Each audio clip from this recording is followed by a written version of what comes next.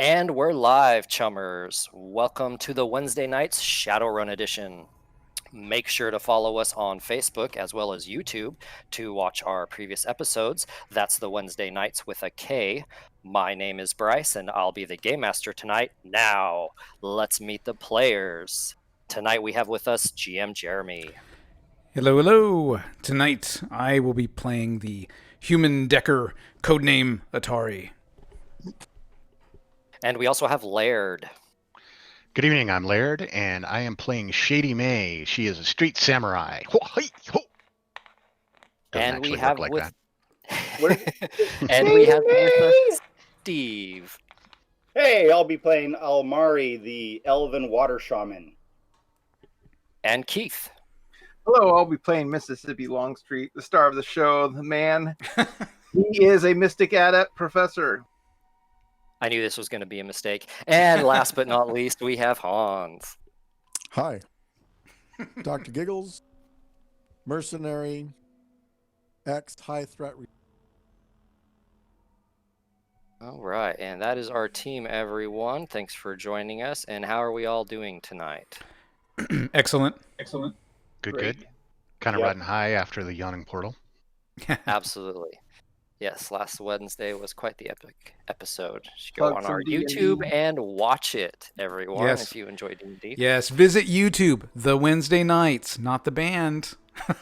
The Wednesday nights. With the shield and the sword. That one. Nights with a K. All right, so you guys had just finished up the Association Paranormalis, a racial terrorist organization of elven posers. Did quite a fine job chopping off a bunch of ears, leaving some documents of some kind that you never knew, and collecting some easy money. That morning, after waking up a little bruised and a little battered, because you did take quite a few hits in that one, Longstreet, you woke up to some messages from your college, your real life. By the way, Mississippi, is that your real name, or is this just your runner name? No, that's my real name. Mississippi Longstreet, that's what I thought. Okay. Or my registered sin name. Right, you're right. That's what I meant. Yeah, your Shadowrun legal, speak. yeah, your legal sin. Okay. CAS. But Hans, didn't we determine that they named the dog Mississippi? The cat. Yeah. I thought I saw Or the Hans dolphin. commenting on that earlier about the Mississippi Well, he character. is a professor of archaeology. Indiana Jones reference. Yeah. Kind of a... His runner name is One Boot, right? Or because I was pulling Exactly. on one boot and had to run with it or something. Something happened, Yes. right? Yep. Yeah, our very first episode, you were putting on a biohazard suit to go into this one sealed area. And while you were putting on your boot, everyone else just opened the door and walked in. They're like, screw it, we're not going to take the time. And so you're like running up behind them wearing one boot, trying to catch up. What's the whole play on that? Yep. And so... I thought you wore it for the whole mission. Dr. Giggles. Yeah, since then, you There never it is, said you there's took it Hans. off, so I just assume you're wearing one boot. No. So you have some messages from your college that you have been offered a spot on an expedition out in the deserts, the Four Corners area of Arizona, New Mexico, Colorado, Utah. Some discoveries have been made, and they think that you and your department would be interested. Your college was contracted as part of this archaeological dig, so that's why you have access to it. And also, you have another message from some Professor Montgomery from the University of Arizona, who is the head of the expedition, also asking you to come along. They have found some ancient Pueblo-like cliff dwellings that have recently been discovered. There's a lot of abnormalities and oddities about them, and they seem to be very heavily laden in magic and magical talismans, very ancient artifacts. The site is still being investigated, so they are sure that there is more to be found, and they would like you and some of your students to come join them. And they're just awaiting your reply. Oh dear God. We're going to be as students. Well, that could use some help. Yeah. I guess I'll call the college first. Okay, you give the college a call. You call like the dean or whoever you answer to, and See how they take long the call. did they give a time frame they wanted us to go out there, or? Well, they wanted to make sure that you were interested. They will give you a couple days to make arrangements. They will fly you in. They will make those arrangements. They just need to know how much time you need. The sooner the better. As they're uncovering everything, you don't want to be too late to the party. They said that there is room for you along with 4 of your students. Can come along and accompany you to help in the dig and whatnot. As part of a learning experience with the college and all that. Along with you, there's another department, the geological department will be going along, also the professor along with 4 students. And then, of course, there's the University of Arizona, and there's also a second university that is part of the dig that's contracted with the archaeological site. So they, no doubt, will have people there as well. So we just need to know how much time you need.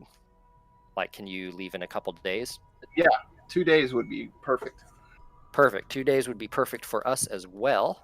Do we have a sub to cover my classes? Oh yeah, that will be all arranged. This is a much bigger opportunity for both yourself and the college. Would there be required a paper at the end of my research? Exactly. You can certainly Published. do what you want with your own notes and what have you. And I'll try to bring back some samples for the university. Oh, of course. Well, everything's owned by the university. None of it's yours. You know that, of course. Ha ha ha. No, I'll bring back samples for the students to study. Oh, yes. We'll be collecting all that information. Of course, the University of Arizona is heading it, so they'll be keeping the majority of it, but we will get our fair share, of course, and your department in particular. So we will we'll get in contact with the dig site, with Professor Montgomery, and work out the details, and we will send you information on your itinerary. Go ahead and get 4 of your brightest students together, let them know, and we'll make all the other arrangements. Great. Sounds great. Look I'm on forward board. to your discoveries, Professor Mississippi. He cracks open a beer. That's right. His when was his last dig was quite a while ago. He's moved to the Shadowrunner life since then. Yeah, it was. I believe you want to say Amazonia, that you somehow went to South America, which is very off limits, but that's okay. Years and years and years ago, maybe when it was less so off limits, and that's where you got your talisman, your big bad talisman, isn't it? My power foci, yeah. Yeah, and that's once you did that, that was such a difficult journey and took such a long time to recover from, that you just went into teaching and haven't really retired from the field, but haven't had any sort of opportunities that either piqued your interest or have just come your way, Okay, well, I'll call this Dr. Montgomery next. Okay, well, he just sent you a message. You can send him a message. He's out at the dig site, so he's not really, Oh, just like phone on him. most likely, like I'm happy Basically to an email. Yeah, I'll basically send an him email. that I'll be out there in 2 days.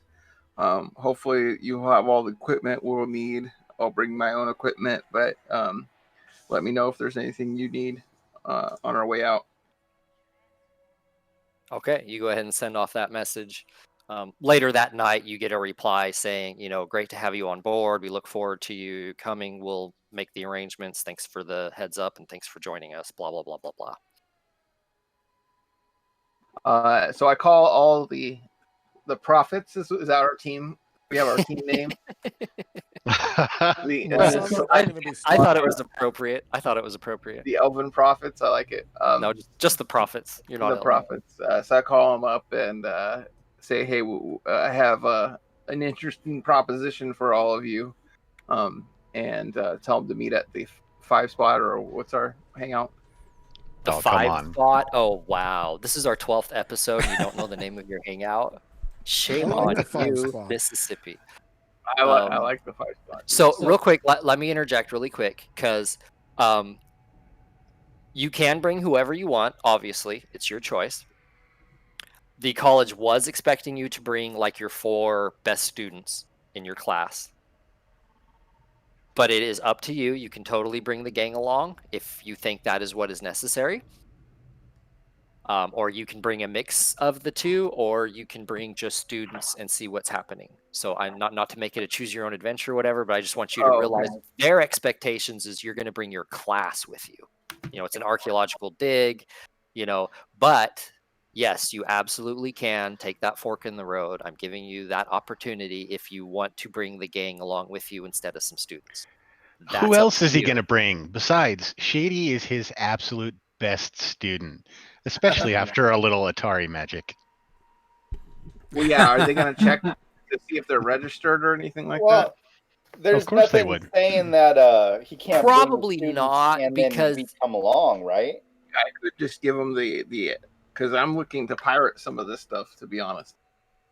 oh, I know you've gone Breaking Bad. I realize that. Like, I was thinking maybe I should bring my students as cover and then pay for them to come as well.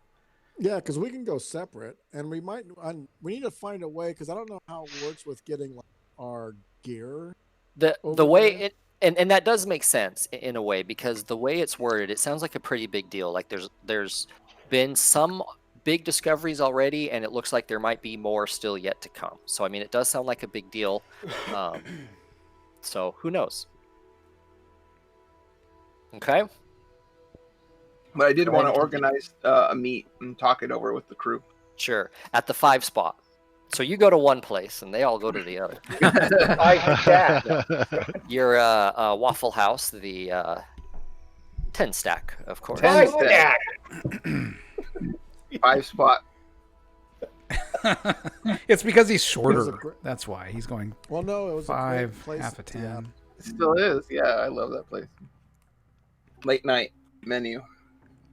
For all you Seattle fans, 5 spot has a great late night menu. Here's my plug. Come on, 5 spot, give us some money. The 10 I was stack. gonna say, you trying to get a free meal or something? Yeah, I don't think that's gonna work. 20 viewers, but that's okay. We'll get there. We'll get there. John. And I lay it out for the crew. I say, I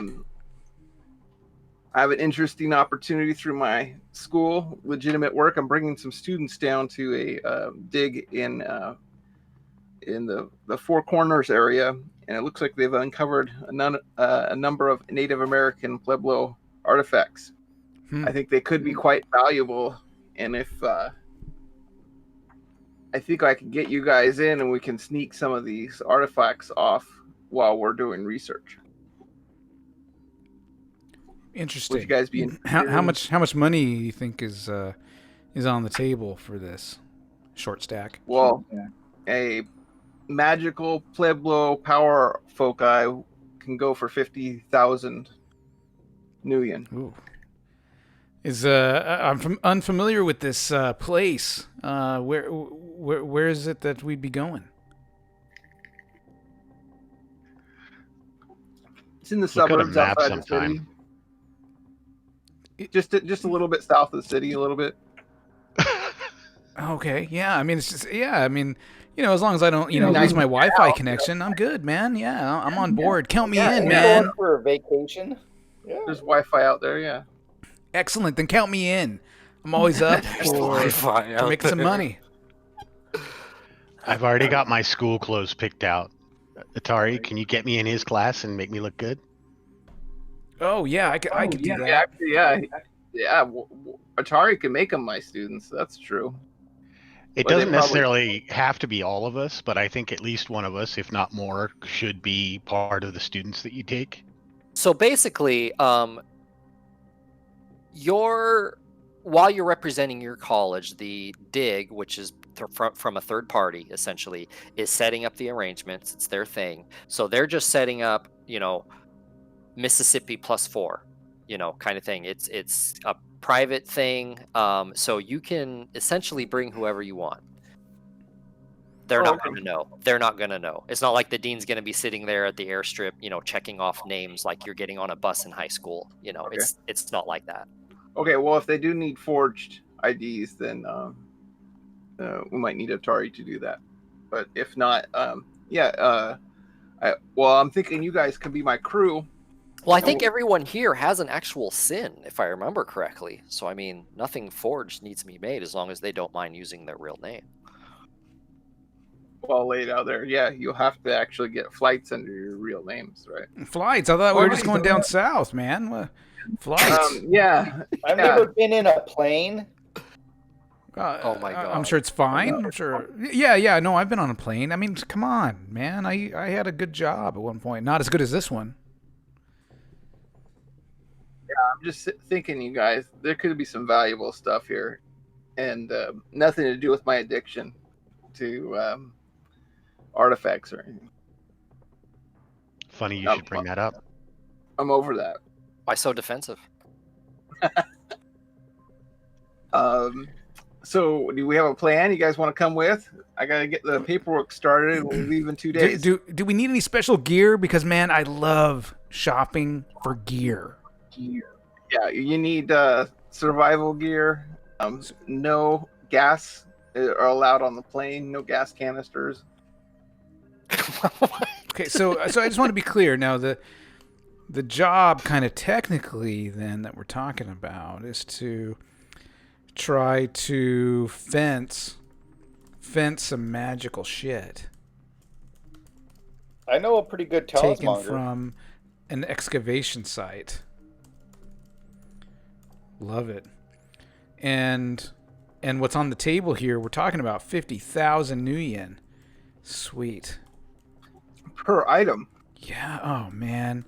I'm going to find so many items down there. I mean, oh man, it's going to be awesome.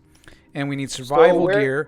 So by survival gear, you mean like watches and comm links, right? Stuff we can't live without, cyber decks. No, like a compass and water. Whoa. A what? Where are we going? Where are we going? Dude, I have Google Maps. I always know where we are. Yeah, it's available out there, I'm sure. Excellent. So just to be safe, then we're going to buy some survival gear. I gotcha. Excellent. Yeah, I'm I mean, on board. you always want to have water on board when you're out here. Never have enough water.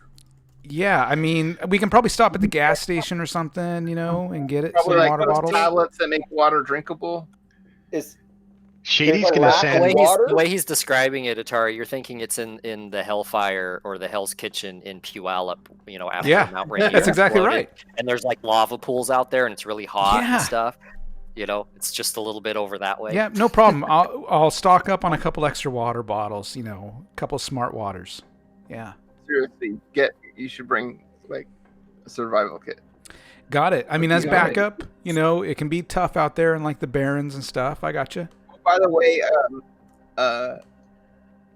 Longstreet's now wearing Mortimer of London Berwick coats or dress clothes with a thick gold band and diamond earrings.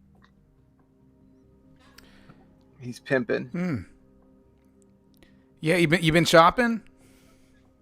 Yeah, he's looking. And he pulls out that pen we got. He says, "Well, Zurich the let's elf. all sign." Yeah. Elf, quote unquote. Well, if you guys are all down, we'll get the travel arrangement set up, and let me know what sin you guys want it under, and we'll get it arranged. How would they send their gear though, or their weapons? Is there a way to travel with guns in the Private world? flight. We can just So private flight, it's kind of depends on the carrier. If you're going on any sort of commercial, then yes, absolutely. There's all sorts of scanners and stuff. But if you go private, there are certainly ways to get around that. It's more expensive, obviously, but there are ways to get around that, depending on where you're going to. so Well, typically, you could check your one of weapons and so, just not have them in the cabin. so one Oh, of absolutely. If you have legal licenses and all that, and they pass inspection, then yeah, you can fly with them just like you would any modern day. That's true. I have licenses for all my foci and stuff. So Yeah, and my ID says I'm a security guard. And I own a security guard business, and I've got gun licenses and driver licenses and stuff all set up. Maybe that's how I get the weapons in, man. Under my security guard identity. Well, I gotta bring picks and axes and all kinds of, my gear, my magical gear.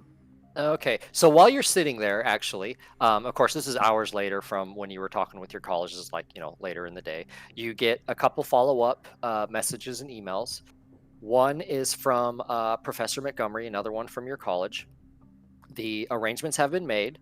They list off your flight. It is a private flight that's flying out of SeaTac, and it will be landing in Vegas, where you'll be picked up by helicopter and sent out to the excavation site. They said you don't bring personal effects only, dress appropriate, and they give like a little file downlink it's out in the high desert, lots of canyons, very rugged, extremely rugged, nothing out there, very, very hot. So keep that in mind, and they give examples of what you want to wear, real light clothing, desert type clothing, things like that. Everything else, like tools and whatnot, will be provided already at the dig site. So really, you just need personal effects and anything that you might want to bring yourself. So yeah, I would recommend the Globetrotter line of clothing. It's a great armored vest. My armor has environmental control. Well, I It don't know. does, and that will help, and that will keep you fine while you wear it for a while, but eventually you still will fatigue if you just plan on walking around in your battle suit. Are you bringing your battle suit on a dig site? I go everywhere with them. Wow, do you guys have some premonitions or what?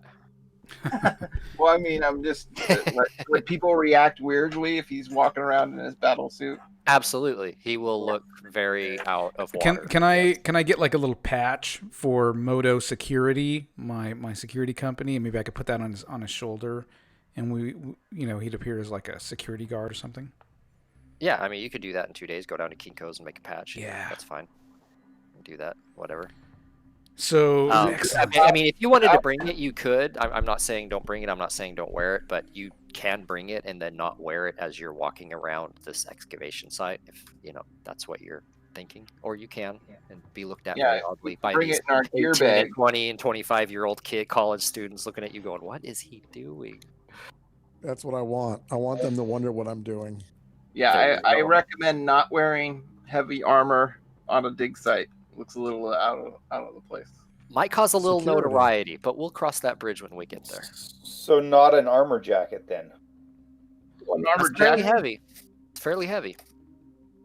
But yeah, I mean, you can wear whatever you want. I was gonna bring my Globetrotter vest, but bring my jacket, armor jacket. Yeah.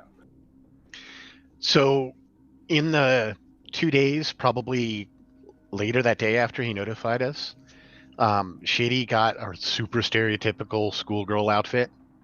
Not necessarily the same colors, but short skirt, white shirt, tie, little jacket thing.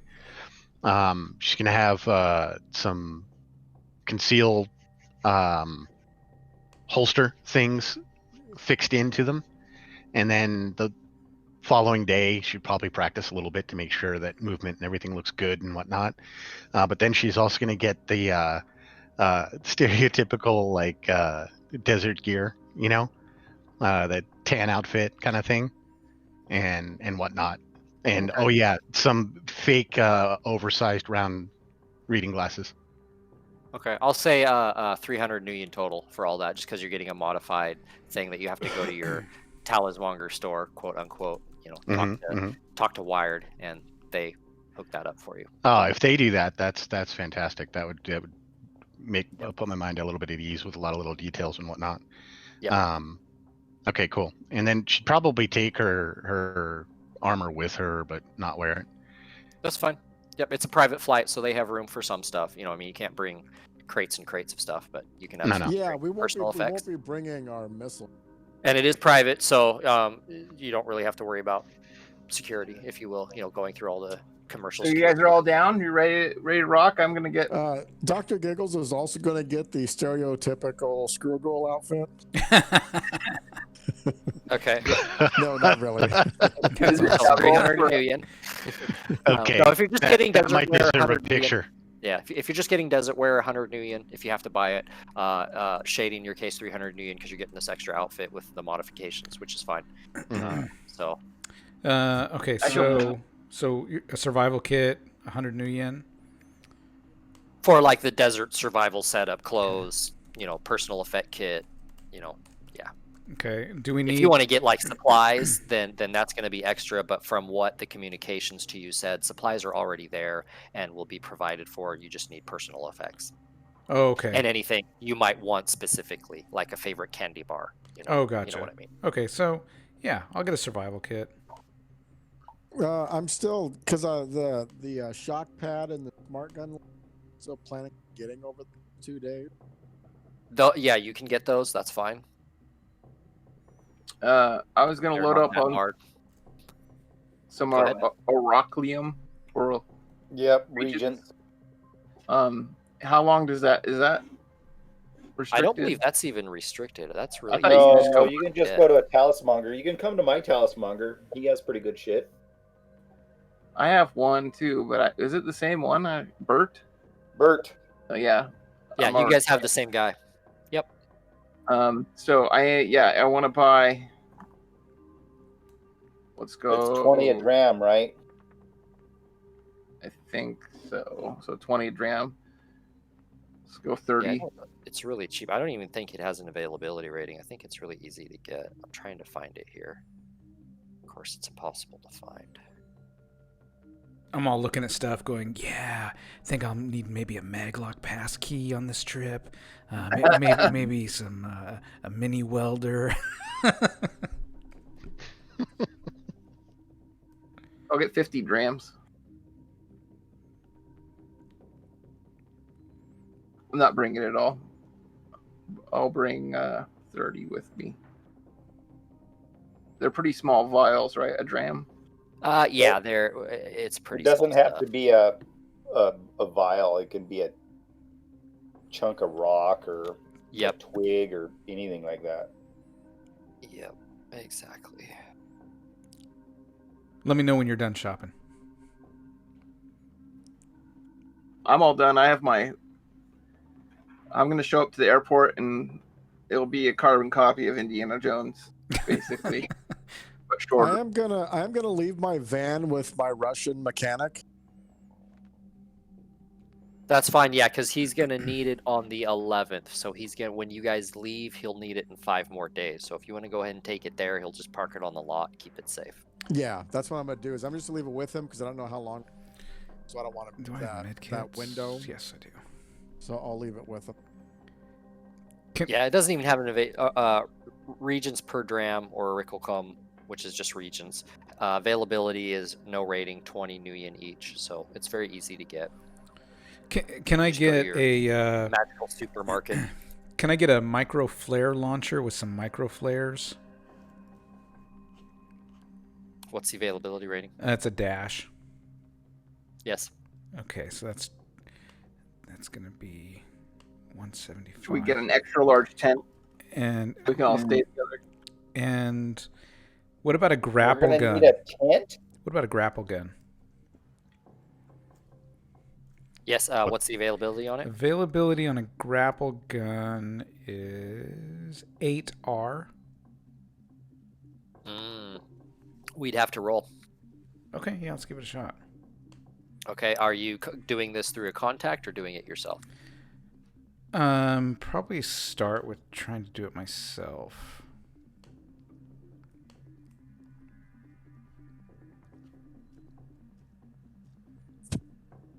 Okay.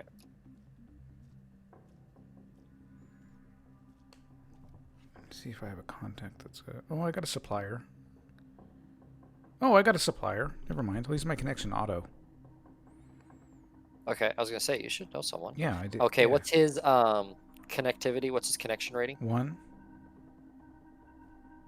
Okay. What's his loyalty? 2, And what type of contact is he? Male orc gear supplier. Oh, he's literally gear supplier. Okay. Yeah. Yeah. Availability of 8. So go ahead and roll. Let's see. You're gonna get.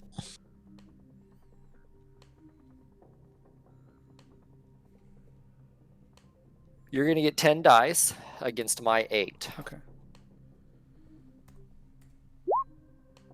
So I got 2 successes. I got He 0. was not able to locate it. Oh, for you. damn. Brutal. All right. Can I search myself?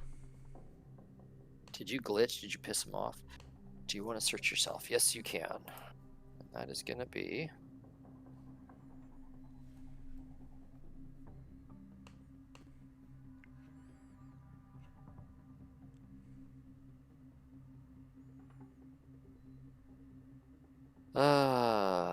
What is the roll for that? There's an actual.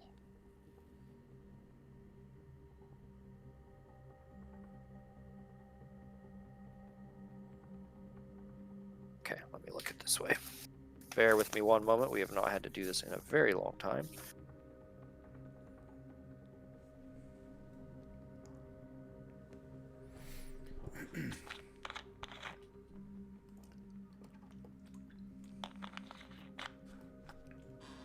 Do you have any sort of street knowledge or etiquette skill? Yeah, I have etiquette. You do have etiquette, just base etiquette? Yep. Okay, go ahead and roll that with your charisma cap of social. Okay. Against my 8. Oh, god damn it. Nope. All right. How is there a way no in one the who's really game? offensive to you. Is there a way in the game to improve my loyalty and connections and stuff with contacts? Not to buy, you have to develop them. Roleplay. Oh, okay. Just like you've got Phoenix now as a fixer. Yep. Okay. I've got a fence and a fixer that I know. What are you looking for? I was looking for a grapple gun. Shady would send some information to Atari for the student bullshit that he's going to do for her. She's going to go by Nora Donovan, which is one of the fake IDs that she's got. Okay. Funny. And it's actually a fake ID that's set up with the potential to be a student. So Okay. it's good to go in that regards. Oh, where'd this map come from? Does anybody else need any weird gear Nope. that you want to bring? Have it. There's like all kinds of stuff we could bring, like climbing gear. Of course, I can levitate. Yeah, I can levitate. I'm not too worried about it. Well, remember, they did say most gear would be supplied. You just need personal effects. Yeah. Like there's already tents there. There's already food there. There's already all that stuff there. Personal effects like Moesha. Like Moesha, like clothes on your back, your favorite deodorant, So I'll try to contact a grapple gun. Bag of lollipops. my fence Ernie and see if he can get a grapple gun. Okay, and what kind of contact is he? He's a fence. And what is his connections? Connections 1, loyalty 2. And I also have Oscar, who is a fixer, and he has a connections 4, loyalty 2. Okay, so who are you using? I'll call up Oscar. He's more connected. Okay, roll This is 2d6. harder. You want to roll over a 4? 2d6. Yep. No problem. Okay, go ahead and roll 12 dice. Ooh, that's a hard one. I got 4 successes. I think it was meant to happen. Yep. Nope. No luck. Oh. Let's hope we don't fall down any holes.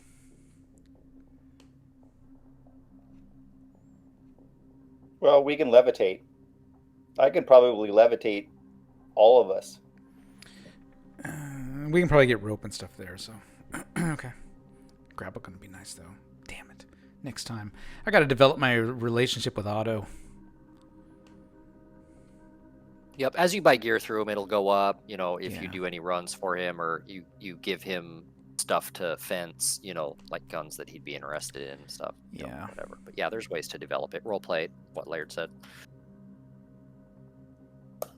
Alrighty. So is everyone done? Everyone ready? Yeah. To hop Let's on the do it. flight? Students?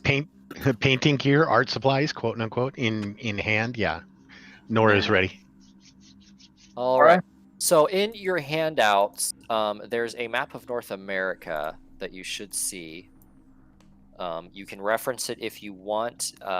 Where you are going to is within the PCC, the Pueblo Corporate Council, which is part of the North American nation that is Indian based. The PCC is literally just one giant corporate nation. They are a company that is the nation.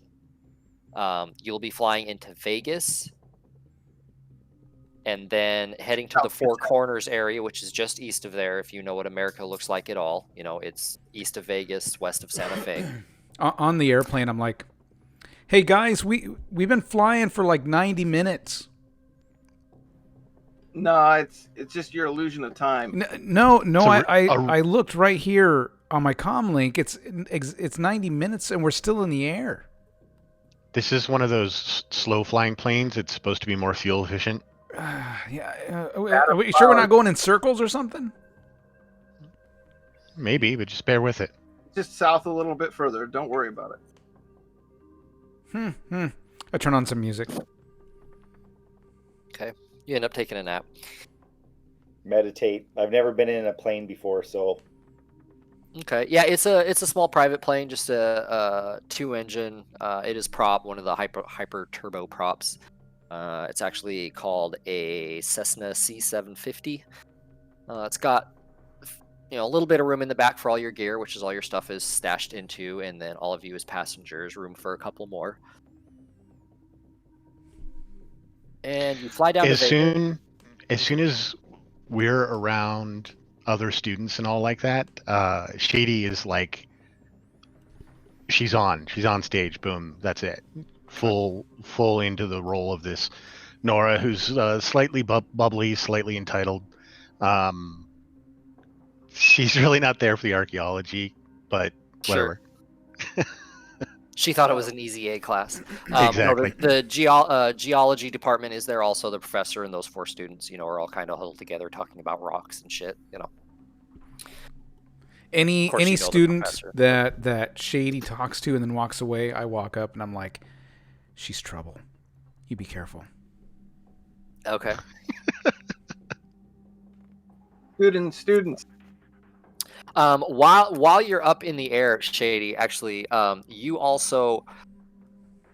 start getting a headache, kind of a buzzing in your head. You just kind of don't feel all that great. Just kind of the altitude doesn't really agree with you, it seems. You just kind of, after a while, walking around talking with people, you start realizing, I don't really feel all that great. I get kind of weird buzzing and just headachy and blah. Okay, so she will find a seat and try to distract herself with whatever onboard magazine they have. And if there's nothing like that, then she'll try to sleep but meditate to try to tune out the problems.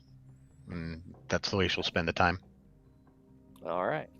And eventually you guys land in Vegas, where you are then ushered to 2 waiting helicopters. Longstreet, you and your team are led to one, and then the other department is led to the other. You guys, Olympia looks a lot different since the last time I was here. Right. So it wasn't Olympia a wasteland or? And as you, no, Olympia is not a wasteland. That's Puyallup is a wasteland. As you fly out of the airport, you fly low over the city of Vegas, the glorious, glorious city of Vegas, leaving civilization behind. Guys, what is this, Centralia? It's worse. Oh, Chehalis. Could Castle Rock. she probably doesn't have a recording of it. Shady's just going to send him a picture of the map with where we are circled and where we just came from circled. And a line in between the two. Yeah, with maybe like how many miles it was. Okay. So you get this message, Atari. Indiana Jones movies. Sorry. Exactly, that's what I was thinking. Yeah, What's that? I got a Liveplay. message. What, a message pops up? Yeah, from Shady May showing a map, and circled on it is Seattle, and also circled on it is Vegas with a line in between, and like, you know, 800. miles And we're in a marked. helicopter, so it's all, and I'm like, what the fuck? Yeah.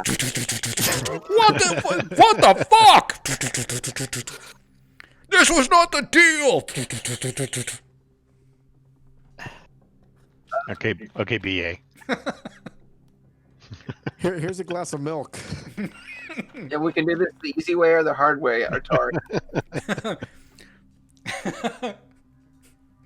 I checked my Wi-Fi. Do I still have network connection? For now you do, but it's getting weaker as you fly out. Son of a... Hope you brought your gun. Grumble. I can't believe... I'm like sweating, like very excited to get out on the site. You guys see like this little weird glow in my eyes. Like I'm getting obsessive about when we're gonna get there. Shady's got her own issues. She doesn't notice that, at least not in the plane, but driving out maybe. Yeah, once you land in Vegas, you start feeling much better, and you seem fine in the helicopter. So just passing whatever it was. So it takes about close to 2 hours flying, and you guys land at a small encampment where you are ushered off of the plane to the tent area. I got to look ahead of you here real quick. You said this was a private flight? It was private, absolutely. The helicopter. Did the cat? Yep. Oh, okay. When we're on the, did we take a helicopter the whole way, or was it a plane? No, from Vegas you took a helicopter hop. It was a private 2-prop plane. The plane itself, it's a 2-prop. It was loud as fuck. The captain probably didn't make any kind of announcements or anything like that. He made some, just the typical, "Hi, I'm your captain this evening. We'll be flying to Vegas, local time, blah, blah, blah, temperature, blah, blah, blah." Yeah. Did he give a altitude that we'd be flying at? Yeah, you guys topped out at 20,000. Okay, so Shady's going to make a note of that for later. So, okay, go ahead. Note taken. Okay. Now, real quick, some of these maps are a little patched together because of their size. They are meant to be zoomed out on, not necessarily zoomed in close unless something is happening. It's just kind of give you an idea of the area and the distances involved. So I'm going to go ahead and move you to the map, and when you move to it, you're probably going to want to zoom out fairly far, if not completely. As we're traveling to this tent site, I'm going online and I'm looking up like the temperature of Las Vegas because I heard this guy say Las Vegas. I'm like fucking pissed. I'm like, what's the temperature in Vegas today? What's it come up as? Let's see. We're in April. What would it be in April? Probably low 80s. Okay. Yeah, not too bad. Probably low 80s, early April. Yeah. Okay. There we go. Yep, 82 degrees.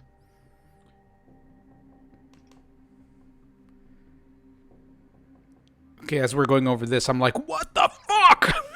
You guys, where the fuck are the buildings? Where's Starbucks? You're flying over these box canyons, and you get to this one serpentine area, and down below you can see a bunch of tents where the helicopter is circling. You see other helicopter nearby already landed, getting ready to take off, and you guys land at this large tent encampment. A couple of local Indians are there. They kind of usher you off, grab a bunch of your gear, and take you. What the hell? How hot is it out here? Pushing 90. Fucking I'm 90 shirtless. degrees. Oh my god, it's like standing on the sun. What the fuck? Atari, what's your student name again, Atari? No. I'm security. I'm security, and I'm going by my security ID, Toshimoto. I'm like, Toshimoto, shape up. You're the guard's kid. This is not what I was hired for, man. This is like standing on the sun. It is hot here. Where's your sense of adventure? Adventure. My sense of adventure is driving across town in order to get a burger, man. When things are closed, that's adventure. You can do this. I know you can. So I kick the sand. I hit a rock. Oh, God damn it. Yeah, for sure. As you guys are arguing, the locals are telling you that this tent here is your guys' tent. That's where they're taking your gear. And they tell you that the meeting tent is the large one with the awning, and they're waiting for you in there. And Longstreet, you should head there post haste. Okay, I'll head there. I tell the students, behave yourselves, no hanky-panky. Okay. Also here, you see a few other tents, just like the one they motioned is your guys' tent. You see an old beat-up pickup here that seems from the locals. What looks like a common tent, mess hall and whatnot. Another larger tent here that looks like it's just more sleeping quarters. And then, of course, the even larger meeting room tent.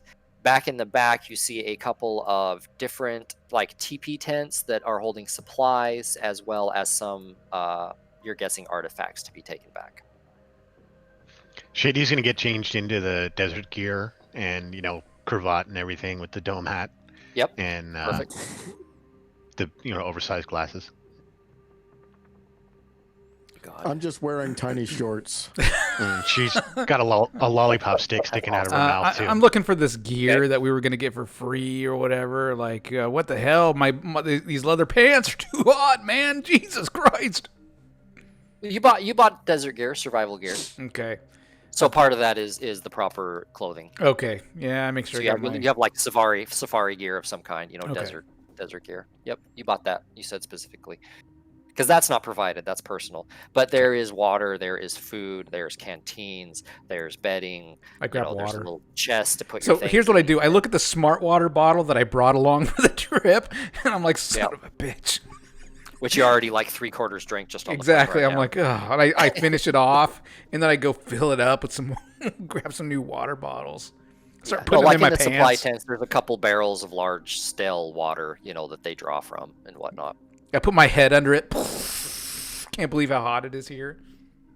Hey, don't waste that. I can barely breathe. Man. I can't breathe. Oh God, it's so hot. I breathe and hot air comes in my mouth. How's our water shaman doing? Oh, not good at all. He's looking around like this is like he's on the moon. Yeah, you feel separated from your totem. Look like a cracked fiend wanting a fix. Yeah, it's there, and you can sense his presence, but you do have a -2 to everything you do out here in regarding to spellcasting. I hand him a canteen full of water. Maybe this will help. I grab a couple of canteens. Yeah, you can still draw from your power, but it is distant, so takes more energy to get it. So you are going to be suffering a -2 to your dice pool when it comes to anything magic. Okay. So you might just make a note of that. He's gonna go retreat to the tent.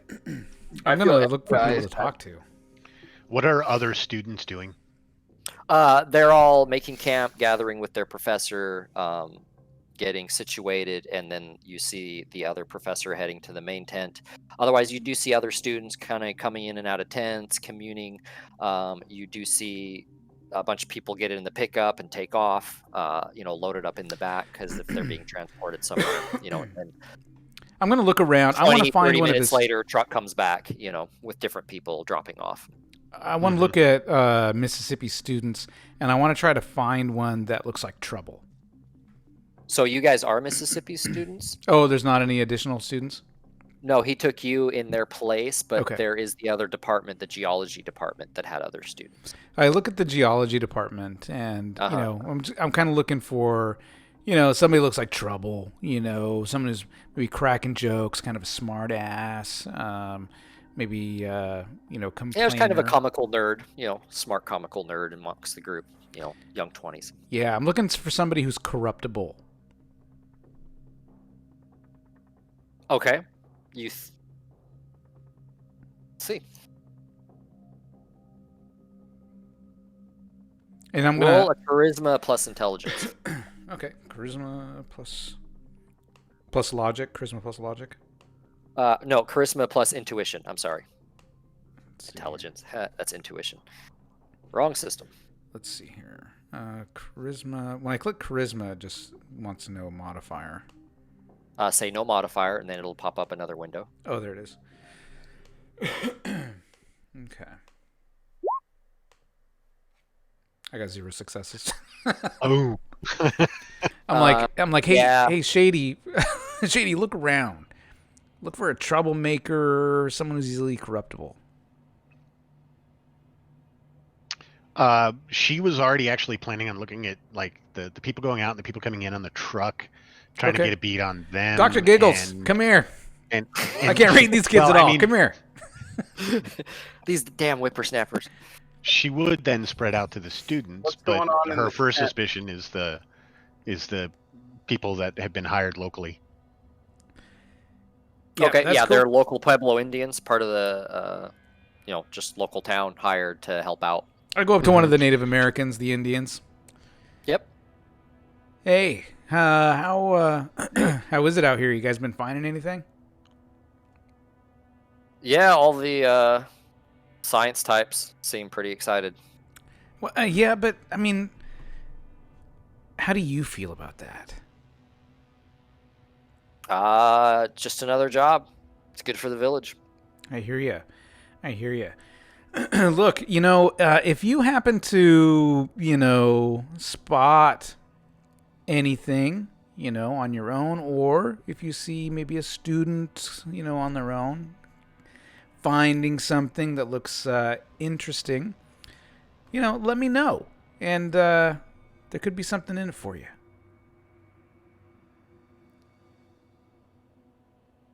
I'll do that.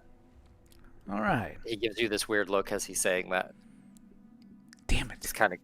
Let's hope that little dialogue doesn't spin off your charisma 0. Damn it.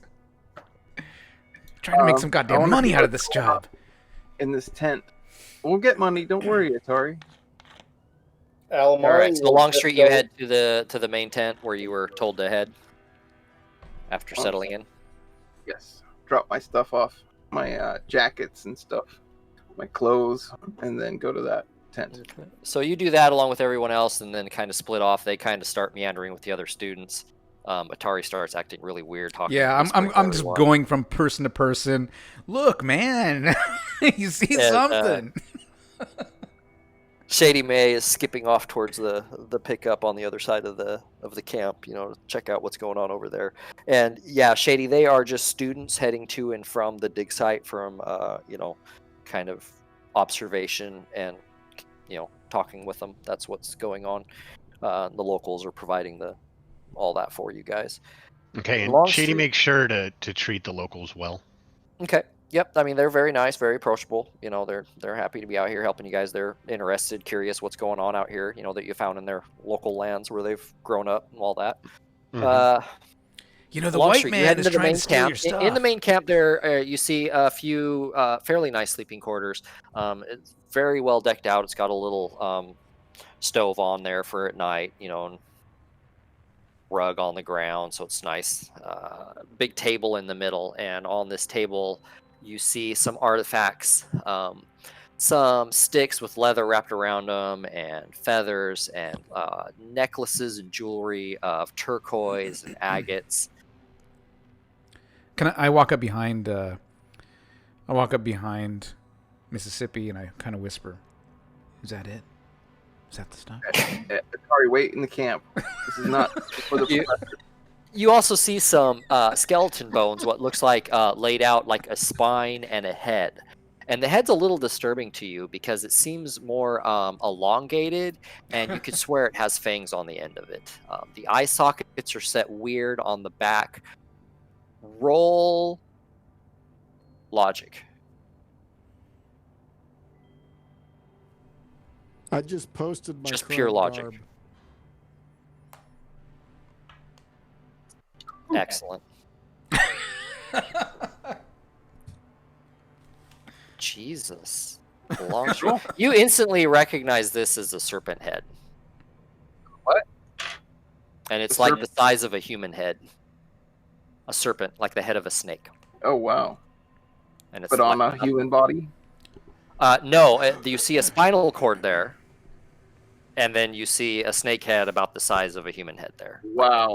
All like laid out, like re-segmented, you know, like Kind dug of up. like make my re-segmented. expression known. Wow, that's a crazy serpent head.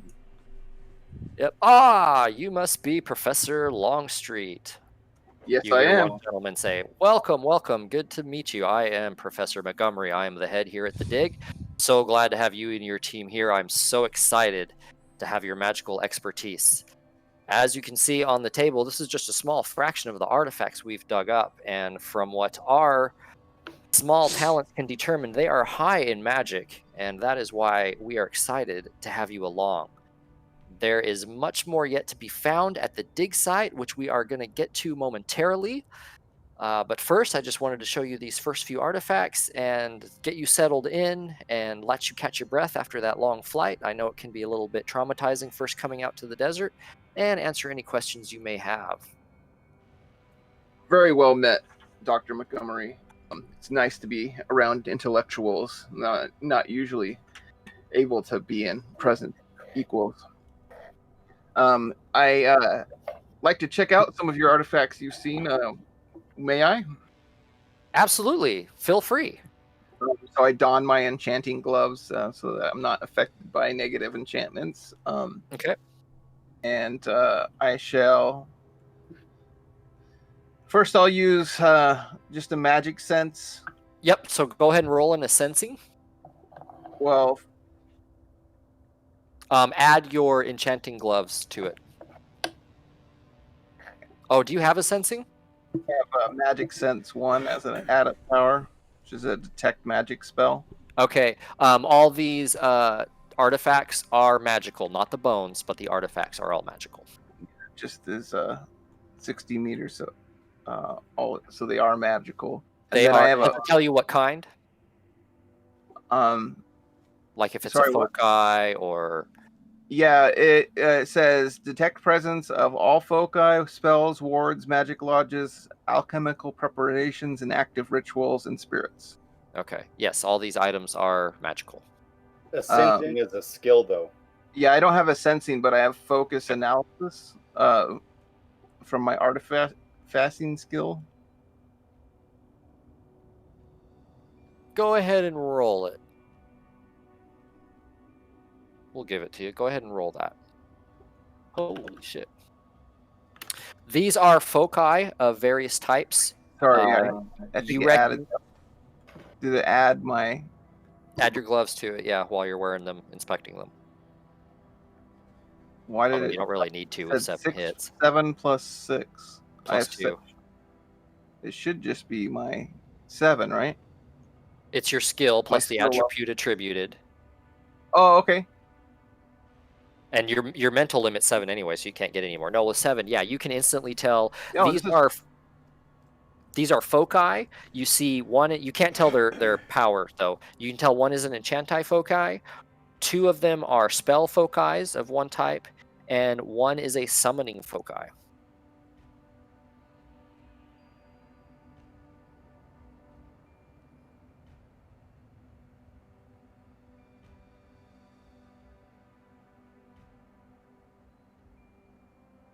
Spell foci, summoning, and enchanting one. Yep, 1 chanting, 2 spell, and 1 summoning. Awesome. And he tells you these are just some small examples. Do you concur that these are of magical nature? Yes, you can see here, and I pick up the summoning foci. This is a very specialized foci made in the... And I start rattling off the sentry and stuff, and tell him about that this is about summoning spirits to this land. Very powerful foci. Wow, that's Or is there cool. anyone more powerful? Can I tell the difference in power between them? You can't. You would need the sensing for that, but you can tell that they are foci that you just cannot tell what strength. You would have to actually start bonding to them to get the strength. Okay. You'd have to spend time with it, studying it, basically.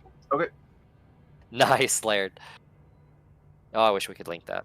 Laird just shared in our private side chat what his character looks like in her desert garb outfit. Yeah, it's kind of like a stereotypical safari kind of gear. Yeah, very Indiana Jones, just kind of like an Egyptian safari almost. Desert very much. Pilf hat. Yep. Oversized glasses. And Hans. And then Hans is wearing short shorts, big black guy. Nothing but short shorts. Yep. That's awesome. It's hot. Damn right. Oh my God, are you kidding? It's really fucking hot. All right. So he says, so once you get settled, we can go ahead and hop in the truck and I can take you to the dig itself so you can take a look around. Yeah, would you mind if my students came along just to give them some experience? Oh, of course, of course. What time do you want to head out? Whenever you guys get settled and you're ready to go, if you want to grab a bite to eat or take a nap or whatever. I want to stop by the mess tent first. I'm not jumping in that Jeep on an empty stomach. Yeah, we'll get some dinner. We'll leave in 2 hours. How about that? Alrighty, no problem. We'll see you then. What time of day is it anyway? Midday. It's like 3 in the afternoon. Okay, so we'll be heading there towards the afternoon. Yep. Go back and tell them what I found, you guys. Oh my lord! Like they have the largest trove of magical items I have seen in years. They're probably just waiting to be picked up. By the way, don't pick up anything on the ground. It could kill you. What? So Atari is like he had picked up a stick that he thought for sure was magical and had been kind of flipping his hand, and he says that, and it's like, and then he just doesn't catch it on the way it comes down. Yeah, put that down unless you're wearing some gloves. Like it lands on the ground and then starts slithering away. Ah! I miss the sidewalks. I miss the rain. Yeah, there is no wireless here, by the way. You can get access through satellites and whatnot, but there is no access out here. You suffer massive penalties. I'm like, oh God, yeah, exactly. You go like Matrix, right there. Yeah, you go Matrix, and the nearest host is far, far away from you. What the fuck kind of nightmare is this? You're in Matrix desert land. Atari. I don't know what to make You guys are hugging each other. This place isn't fucking real. Team. It's not real. Just look at it as a challenge, and we're up for challenges. Team, students. Are you real? Are any of you real? All right, so you guys hang out for a couple hours, get a bite to eat, gather your gear up, adjust to the climate. Anything specific you guys want to do before heading out to the dig? I'm gonna go astral and look for an oasis or watering hole or magic in the area or anything like that. And while he's doing that, I'm going to be showing my comm link to one of the natives, and I'm going to be talking to him like he's never seen technology before and trying to impress him with Tetris. Okay. He just gives you that right look again like he did earlier. Yeah, and I totally take it like I'm totally impressing this guy. Yeah. Yep. And I'm like, listen to the music. Do you hear that?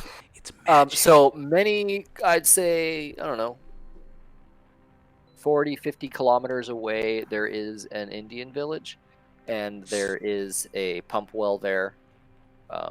With a fairly large reservoir, like an old-fashioned, bucket up on stilts kind of thing, where the water is pumped up to and then stored, and that's about it. Oh my God!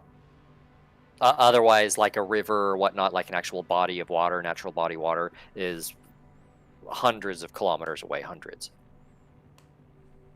You're out in the middle of nowhere. This is awful. You are near the Grand Canyon not that close to it, but I mean, you're in canyon land. There is actually penalties naturally in this game to this area because it's not mana active. Where you are at seems to be an exception. When you first went astral, the astral realm was very bright and alive in this area, but as you moved out in search of water, it seemed to just deaden and dull. Something's not right about this place.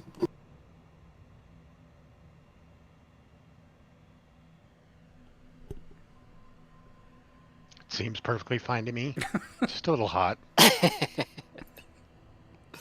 All right, so you guys hop in the truck. Yeah, it's a beat up early 21st century Dodge Ram, and you just hop in the back bed. You know, there's no benches, there's no seats. I get in the back and I lock and load and look around, and I'm like, Wait, none of it's you're real. bringing weapon? You're carrying your gun? Well, security, right? I wasn't. Okay. Shady's got her art gear with her. I got my security patch on. Okay, that's fine. I don't have anything. I know you're wearing hot locals pants. are armed. And that's it. Huh? The locals are armed with like hunting rifle type of rifles and pistols. You know, they obviously are kind of keeping secure of the camp. You know, kind of is why also they're there. So they do kind of look you up and down. You know, admire your gun. They don't say much. They see your badge and uniform. Mm-hmm. They just figure you're part of the school. So they drive you up. So you drive through this little box canyon, this desert box canyon, up to the dig site, where a very ominous, intriguing sight awaits you. What the fuck kind of fucking nightmare is this place? It's all right. None of it's real. Built into the cliff, you see this dwelling, layered as it's going up. Come on, where are you at? Wow. Awesome. Mississippi's Also- just super. Also a hot. handout, so if you ever want to just access it instead of just a splash screen, for now it's a splash And screen. remember just this for effective nightmare. for viewers. Cool. At the base of it, there is a large common tent where you see tables set up, people dusting and cleaning things. Nearby, you see piles of dirt. You see a large rock slide to the both sides of where this place is, and like I said, you see piles of dirt just off the scene map.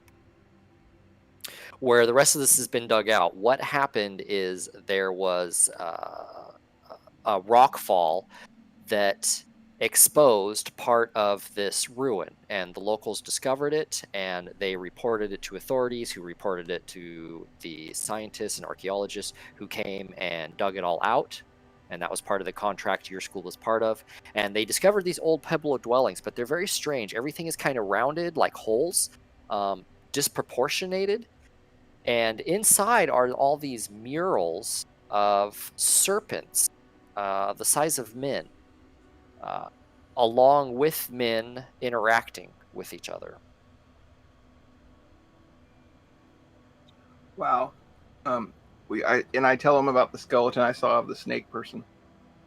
Yeah, they when you mention that, as they're explaining all this to you, they mention you over to near one of the piles of dirt, and they said, we have actually found 2 pits. And they walk you over to one, and in this pit you see a pile of bones that are being dug out, you know, and slowly cataloged as they're, you know, dug and brushed off and cleaned. All of spines and serpent heads. Oh, wow. Intermixed among them are ancient arrowheads and spear tips. Some of the bones do show signs of violence, like, you know, being cut.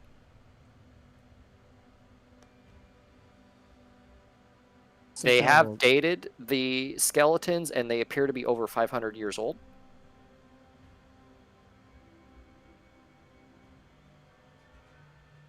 Some kind of an old lizard race. Shady nudges Atari just to make sure he's paying attention, because even if you're not into this sort of thing, it is pretty amazing. Let's see if I can climb down and check it out. You know, I take pictures with my comlink. Cool. Yep. Cool. He's with like Half of them are from that really cute girl from the University of Arizona that wears the real low top, you know.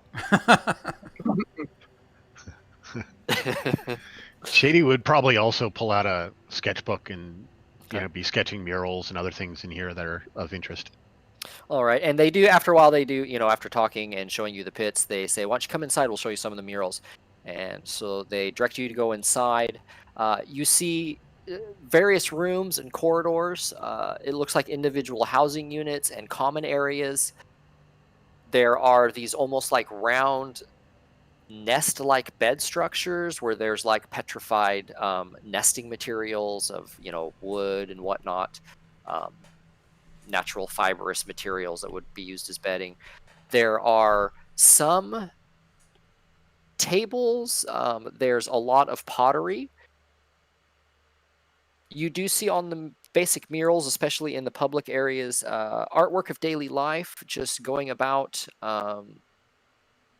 as you can imagine, living their lives, families, hunting, a lot of trading with humans, and the people that are walking you along tell you, we believe that they used to trade with the Pueblo Indians, that the Pueblos would provide goods and this race would provide something else in return, but we haven't quite figured out what yet. We believe that a lot of the materials that we're finding here were made by the Pueblo Indians. The pottery, the tablework, the furniture all match what we found in regular Pueblo dwellings.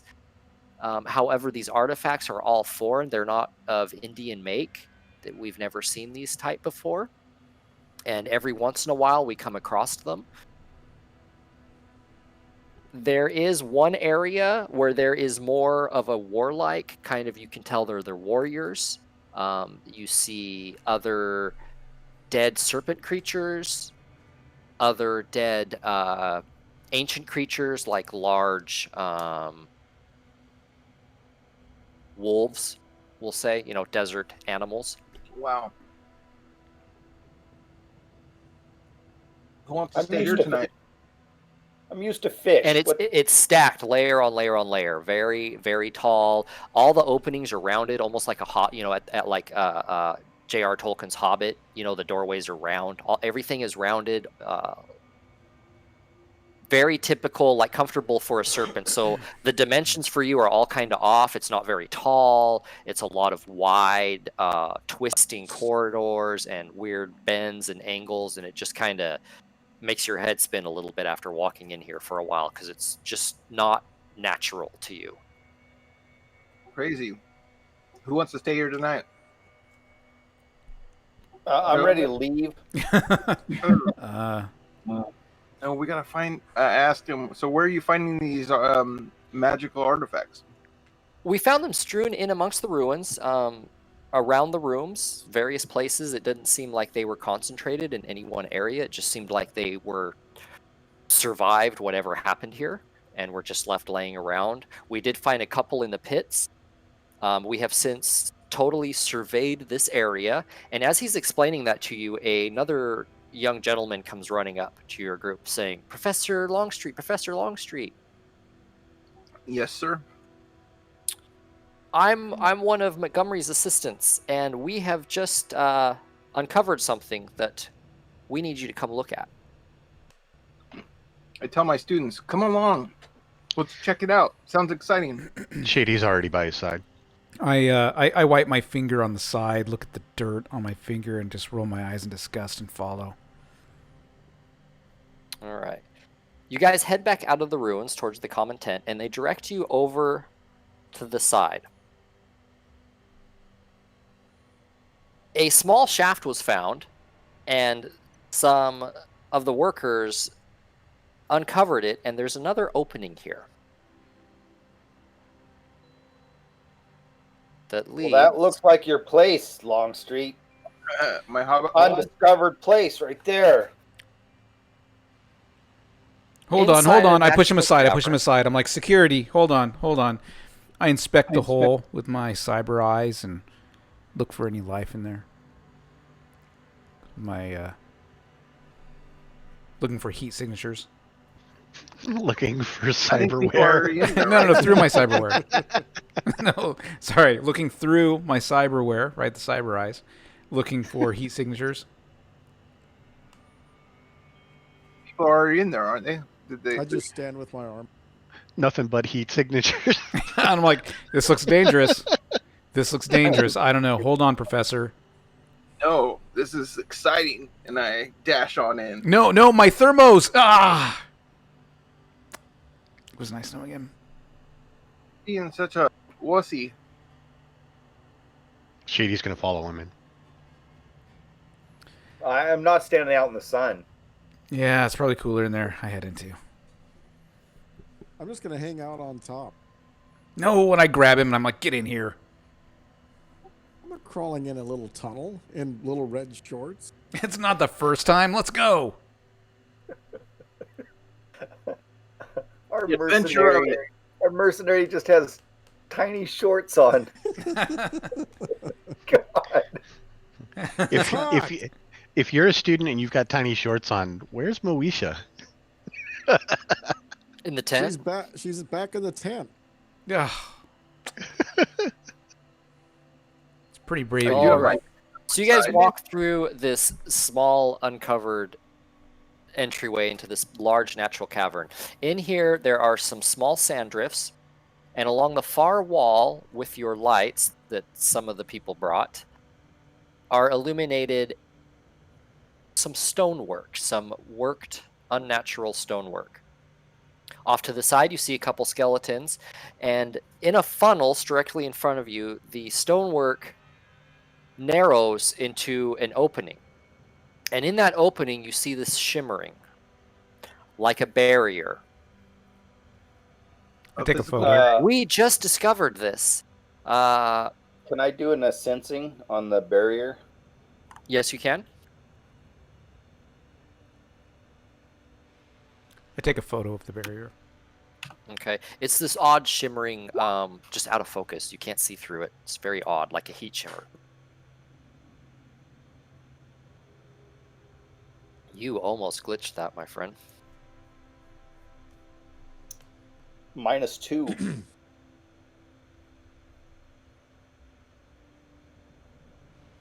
What's a 2 give you? I know it doesn't give you a whole lot.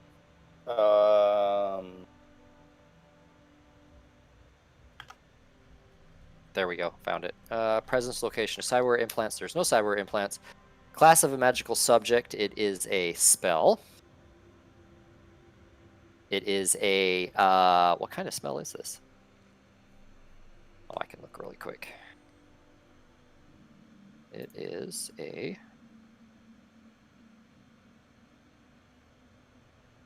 manipulation spell.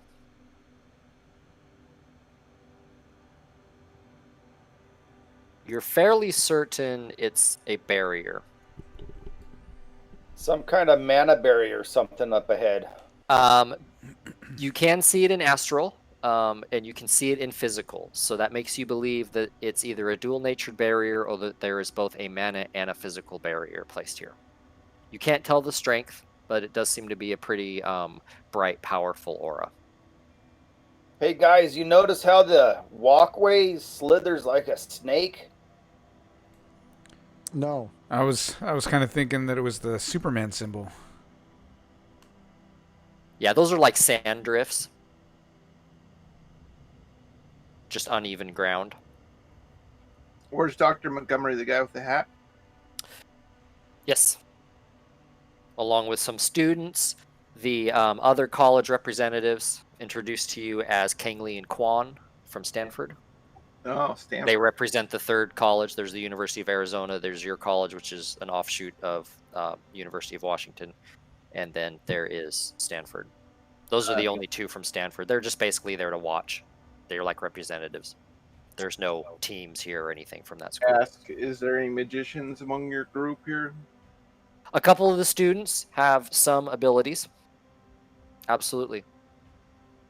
Have you assessed? Don't your students, being a magical artifact class department, Of course, yeah. Amari's a very talented, excellent up and coming shaman. I say, there's there's a physical manifestation, and there's also this barrier on the astral plane as well. Can I look at these skeletons? Yep, they are, looks like humanoid skeletons. Due to their desiccated state, you would guess they've been here a pretty long time.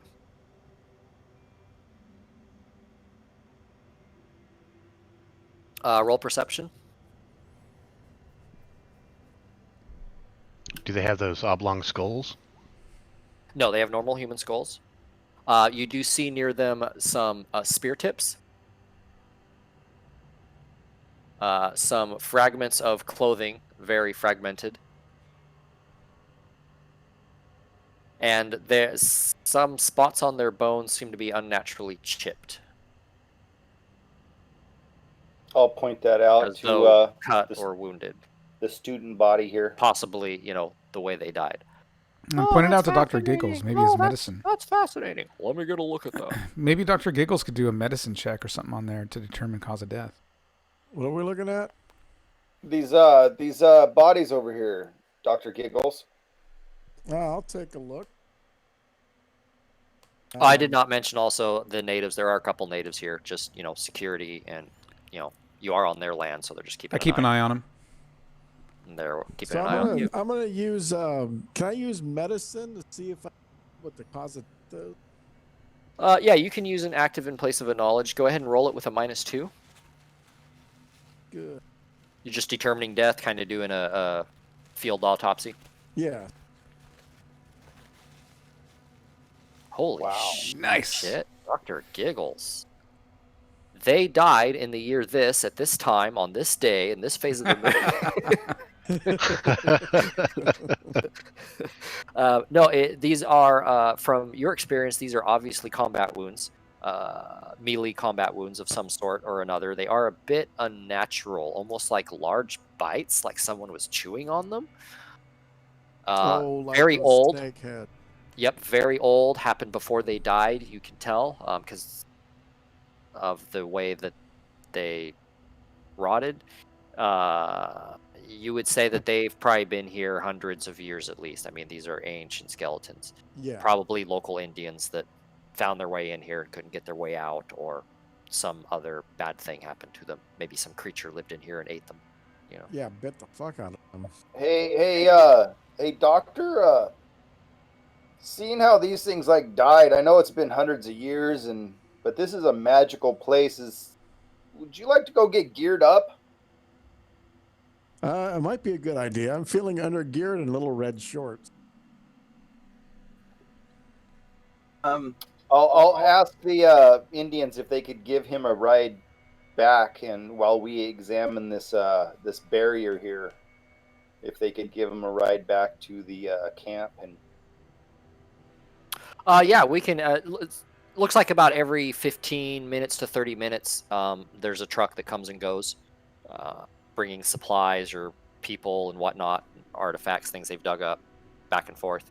So yeah, you can go ahead and head out there. A few minutes later, a truck will arrive and take you back, and vice versa. Hey, grab my jacket while I'm there. Yeah, I can do my that. helmet. When you go out, roll perception for me. Whoever goes back out of this place. Me. Being as desolate as it is, there are, of course, the annoying bugs, especially at nighttime. Right now, they're all, they're not bugging you very much. There is an occasional, vulture or hawk, in the air. You can tell, little rabbit burrows and stuff in what little scrub land there is. So there is some life. Most of it is probably harmful, but you do see some life. Is there a moon? It's day still, so no, there's no moon in the sky. Oh, I thought you said it was evening. Okay, go ahead. No, I was just saying in the evening. I can produce a dark moon. Horrible. So, Bryce, one thing about this magic sense, Yes. it doesn't tell me how you get a number of hits. Right. It doesn't tell me on the add powers like if I can roll or what. It just says it functions as the detect magic spell.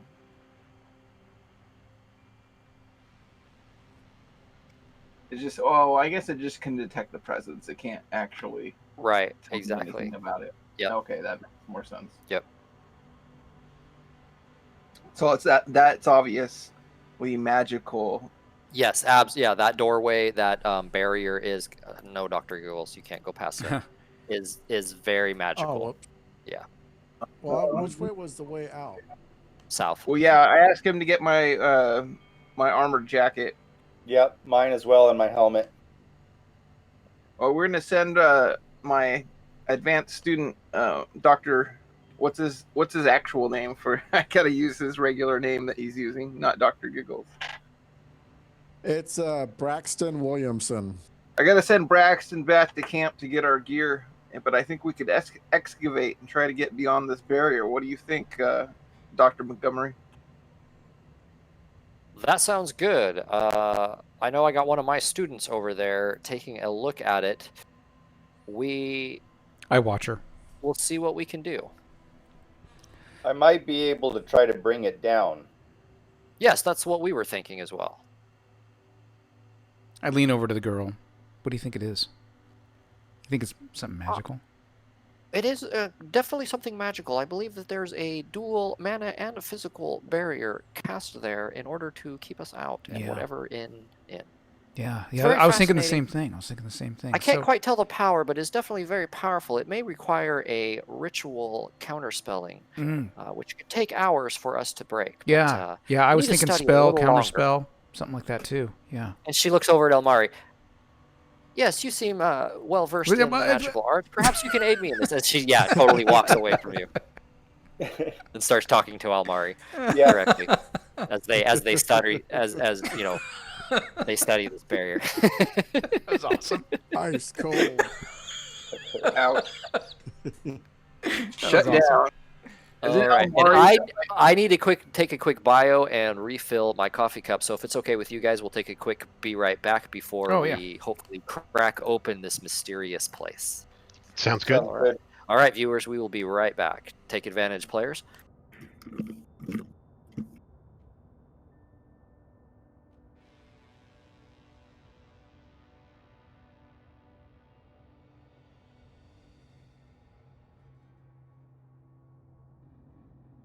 That's a really good break screen.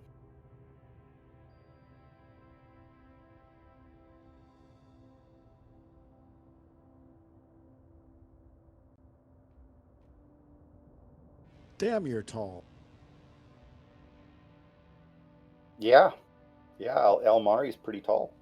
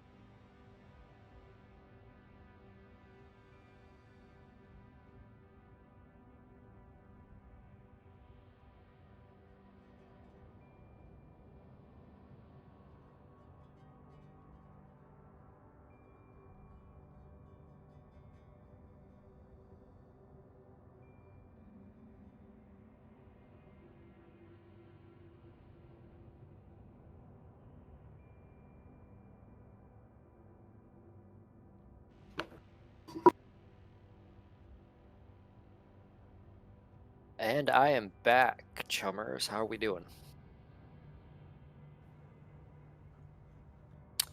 Mississippi here. Excellent, Mississippi. Thank you. Roll call. Braxton is here. Braxton is in the house. Atari's here. Atari. Nora's attending. Nora is back with us again. Nora, that's right. That was the name of your... I have a question for you. Mississippi has a danger sense of 2 for his adept power. Is he sensing any danger coming from beyond the barrier? Yes.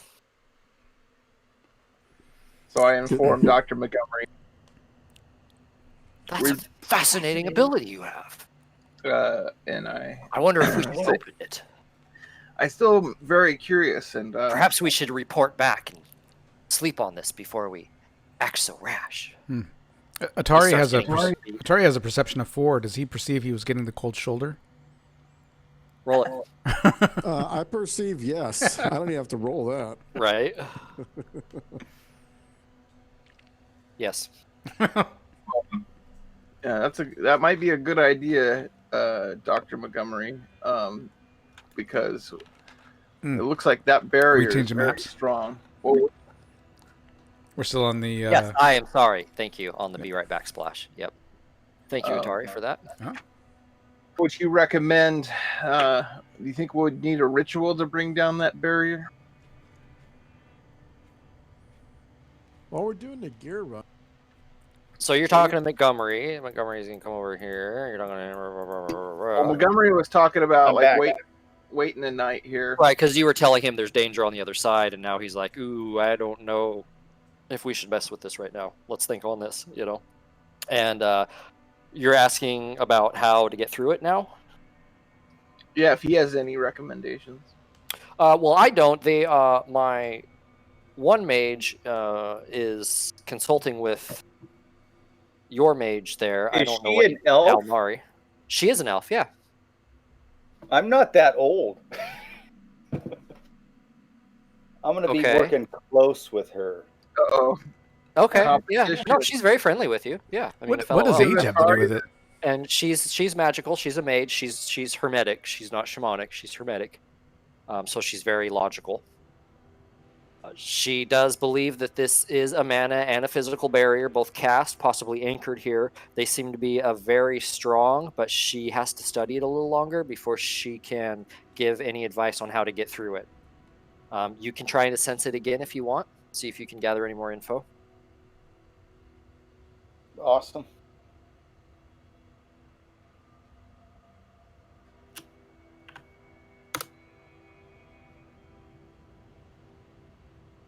Ooh, a little bit better than my... a little bit better, yeah.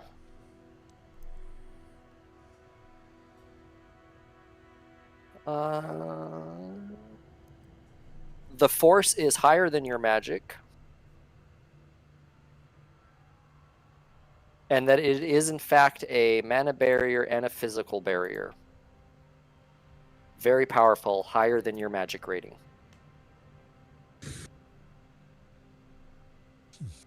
Now, she is going to roll her sensing as teamwork. It's fucking teamwork.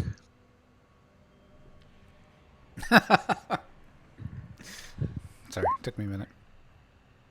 That was fun. So she's going to add, you divide that by 2 we're going to do, so you're going to get 2 more, so a 5. It is a Force 10 mana and Force 10 physical barrier.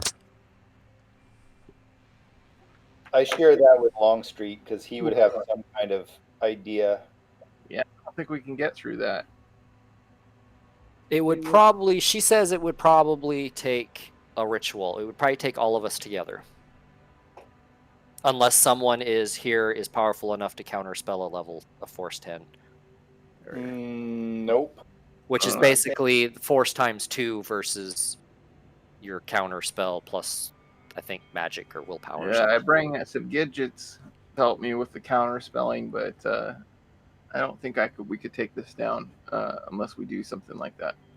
Do you want to make a plan at camp and then tomorrow wake up. Yeah, it's been a few hours. Yeah, it's been a few hours, so it's early evening. So they're all, yeah, let's grab some dinner, hang out around the campfire, and sleep on it, and come back fully refreshed in the morning when it's nice and cool. Also, and have all day. Before we go, I want to Yes.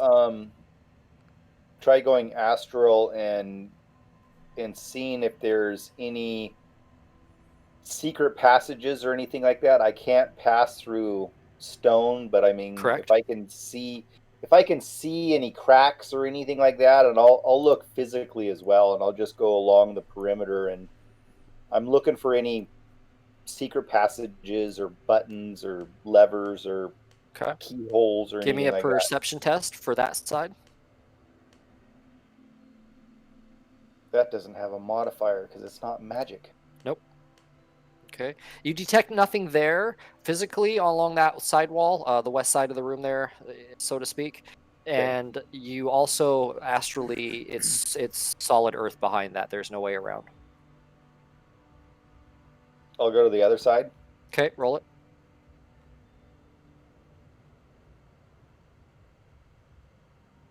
Ooh, did you glitch?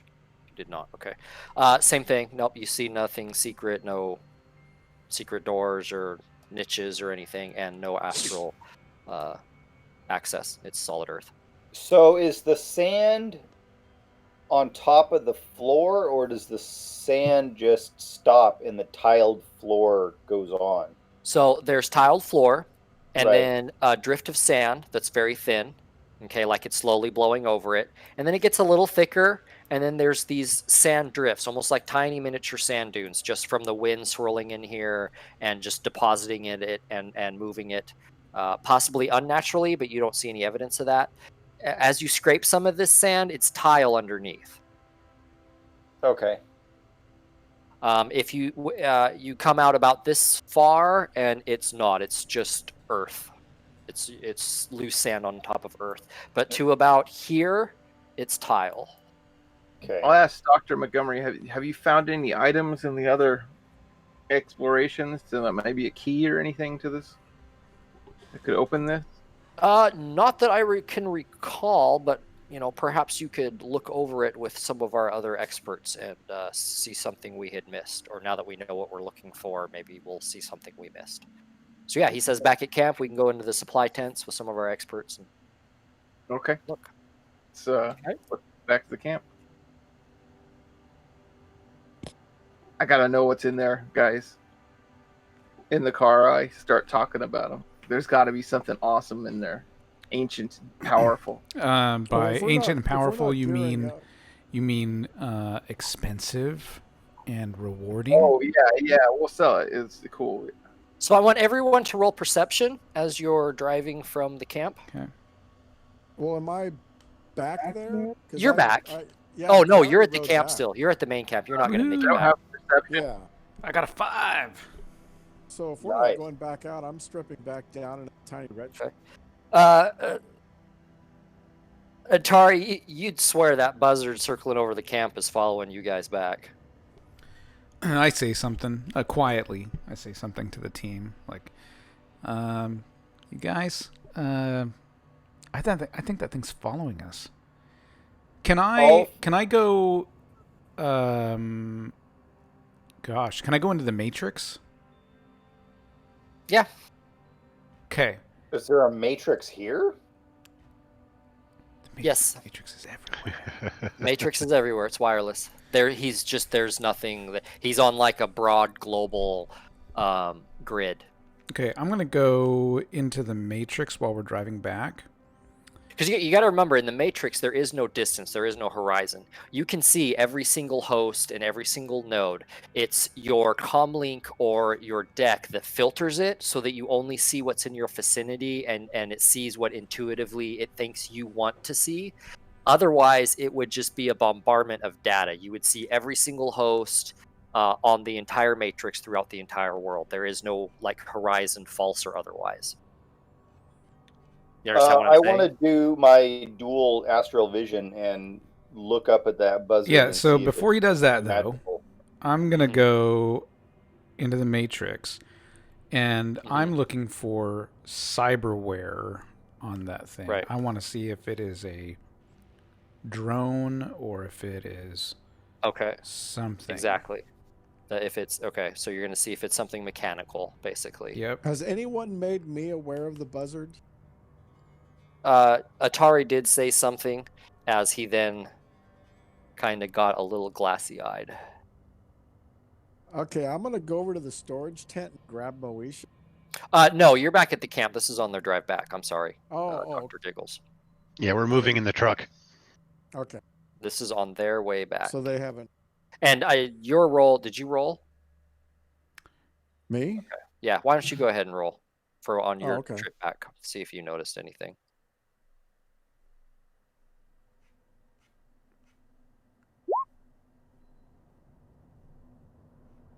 Nope, you didn't.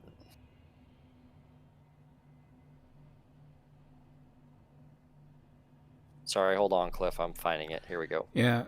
So I think it's. So Go ahead. I want you to do a matrix perception. Yeah. So computer plus intuition, kappa data processing. Okay.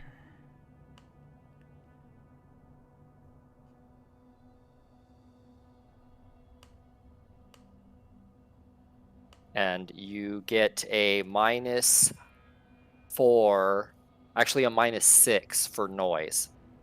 Oh, I still have my noise canceling program running.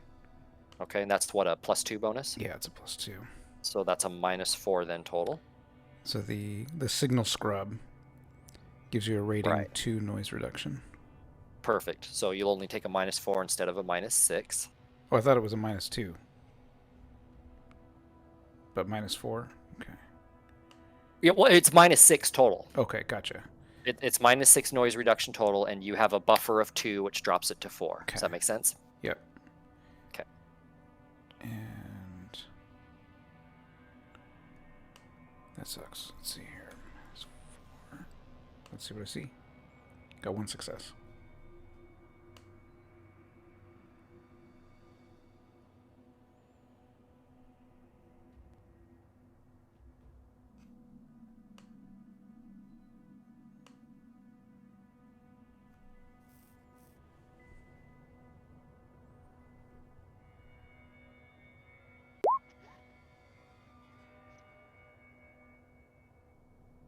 You are jammed. You cannot tell. Doesn't appear anything. Nothing shows up in your scope. Okay. So I look at the do I know thing. I'm jammed? No. I shouldn't have said Okay. it that way. So, I let everybody know. obviously I'm like, from you the know, I rolls, saw. you know I said you're there's something resisting following us. something, I said, but yeah. I can't see what it. I said, I don't know. Looks like just a bird to me. Yeah, looks like a buzzard just flying over the truck. Is it living? Does it Appears have to an be. aura on the astral? Oh, no. You don't need it even in a sensing for that, because that's just a common. No, it is very much a dark mechanical thing. I say, hey, Atari, Yeah. that bird, that thing's not alive, man. That's not. Oh. Well, It's not a bird. it must be jamming me, man, because I couldn't see anything when I went to look at it in the Matrix. Why would it be following us? Maybe someone else is trying to get in on our gig. Or if somebody doesn't trust us. You know, we should talk to Dr. Giggles when we get back. Maybe he could blow the fucker up. There's lots So of. do you think you can hack into that thing and then like read its memory or look through its eyes or something? Or Oh, I don't know. I couldn't see it when I was in the Matrix. I don't know. Maybe I could try it again later. maybe it's too far away or something? Oh, maybe. Let's keep an eye on it. There's plenty of crypt thieves out there, so hopefully they won't have stolen. Maybe if somebody could knock it down, then I could actually plug into it directly. Oh, It's it's a long ways away from us, isn't it? Oh yeah, hundreds of meters up in the sky. It's just a bird circling way up in the sky. So And the truck comes to a stop. You realize that you've been obsessing on this thing so long that you have arrived in camp. So now you are all at camp. It is starting to get dark. The bird flies away. The bugs are starting to come out. I tell Dr. Giggles about it. I'm like, man, someone's following us. Keep an eye out for it. You got it. At night, the mess tent's pretty full. It's pretty lively. There's music playing. When it gets dark, the winds start whipping through the small box canyons, and it starts getting pretty cold. Stars are very beautiful and clear at night. Big bonfire is stoked up in the middle of the camp. A bunch of the Elmari's students gonna and see if teachers the, will kind of hang out together and forget about protocol and drink a little and just have a good time, like they tend to do on things like this. Is there a moon Elmar's out? gonna hit up that other student and see if she Sure, wants there's a to moon out. discuss the mana barrier in private. Oh, very excited too. Roll charisma or seduction if you have it or anything like that. I don't have seduction. Just flat charisma. He's just too pretty to be hit. Yeah, so she can't slap him.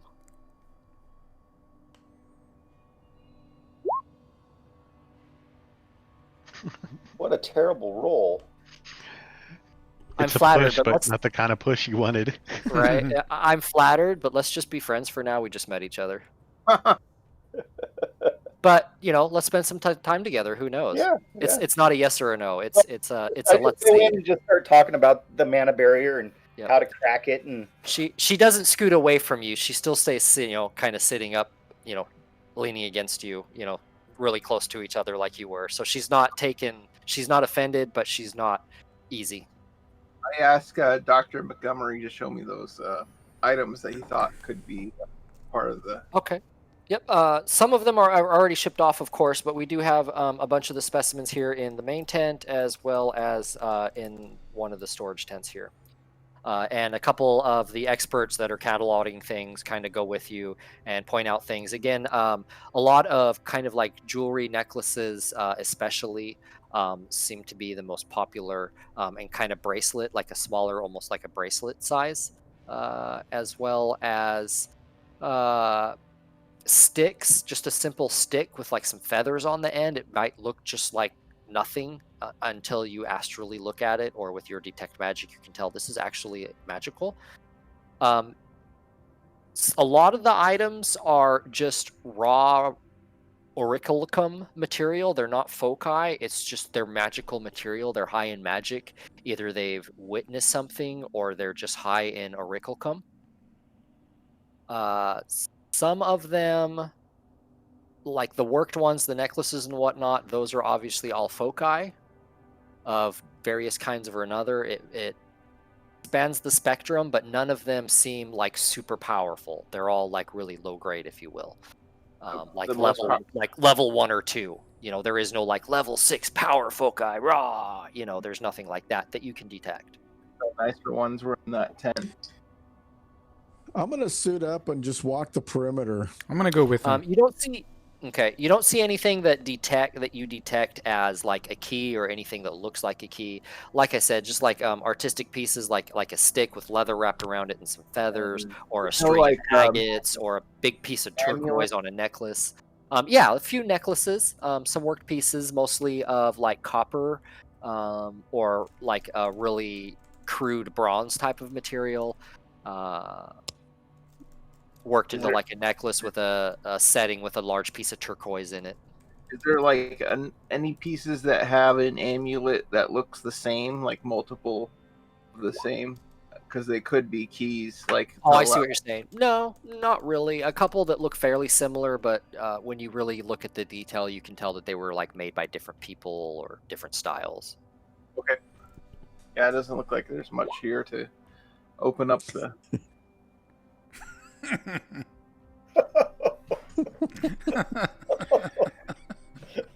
As She as does not. as the sun starts setting, Nora would like to find some of the more amiable locals and see if she can talk a couple of them into driving her back out to the site in the evening. Yeah, that's not a problem. A lot of the students work late, cleaning bones and cleaning, inside, uncovering murals and, documenting and measuring. Yeah, that's no problem at all. So there is nighttime activity at the site? It's limited. You know, there's only, you know, I would say maybe half a dozen people there that are besides like 2 or 3 locals standing around, just kind of, you know, again, keeping everyone safe from natural and unnatural predators. Okay, well that makes it easier then. Yeah, she wants to go out and actually get a painting of the front of this place with the moonlight. Should we all Okay. go and like if Go ahead and since roll your skill. this, Okay. since this buzzard is buzzing around us, It's not anymore. It left. should we go and like maybe camp by the room with the mana barrier? That sounds like suicide to me. Yeah. I think it's better to stay here. There's safety in numbers. But we should try to establish, like, is there a point at which this thing shows up, and if it takes off, where does it go? Maybe we could follow it or something. Probably goes back to the ruin. You think so? Yeah. We'll probably see it at the ruins.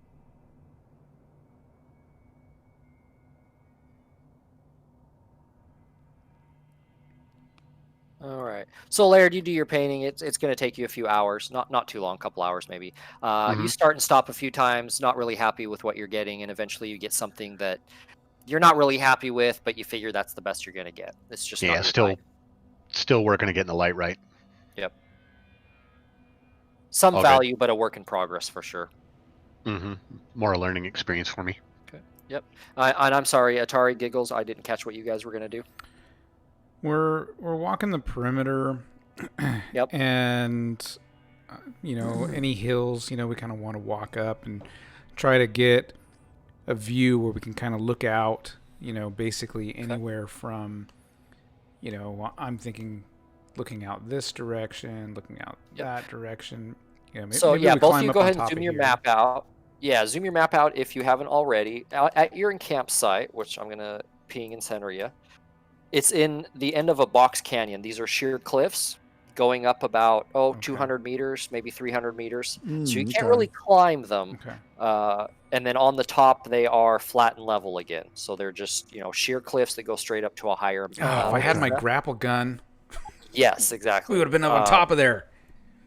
And on this side is the same thing, only going down. It drops about 300 meters, and then there's a very small box canyon. It's insignificant. It's not even on the map, so obviously it's insignificant. That's just like a big pit almost. It's just a tiny box canyon. That's to the south. And then the small, that's to the south here. Yep, this is a cliff going down. This is a cliff going up. Yeah. You have the chasm, which is literally just a canyon that you were driving through that opens into another box canyon where the ruins were. And then that canyon continues and it widens up into another large box canyon and then it goes north into where it just dead ends. Now, I'm going to show you. Go ahead and zoom your map all the way out. Okay. And again, apologies, not all the seams are going to be perfect. So you are going to come out right here. Okay. This is where it matches up to leading to the ruins. This is a large canyon, and it's very rocky. There's no roads. There's hardly any paths. You see like a small animal tract, and that's it. Mm-hmm.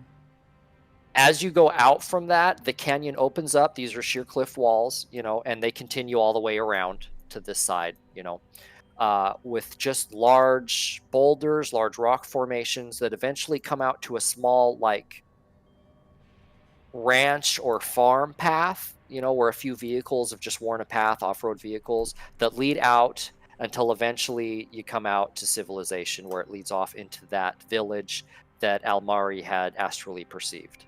Okay.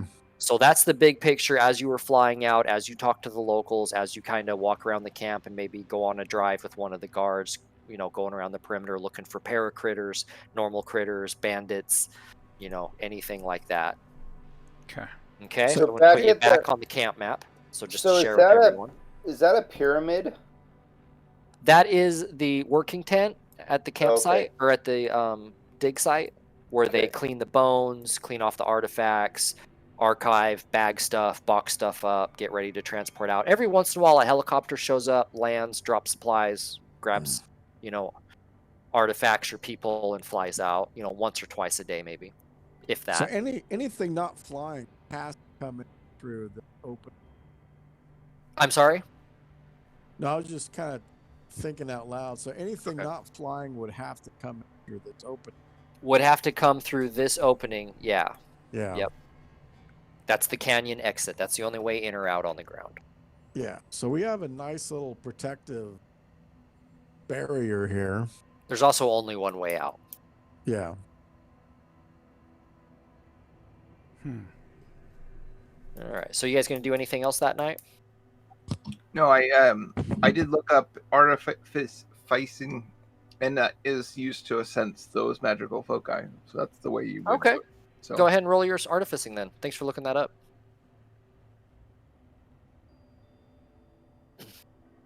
Gee. Okay. You there are 1 or 2 spell foci of level 1 for each spell category. There's a level 1 and a level 2 summoning for all types. There are a couple level 1 enchanting foci and 1 level 2. And there is 1 level 1 power foci.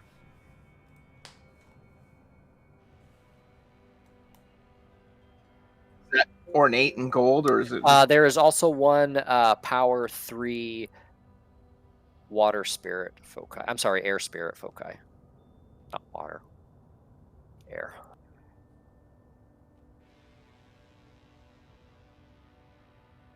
They are all already linked, so you would have to link them with karma and time if you were trying to.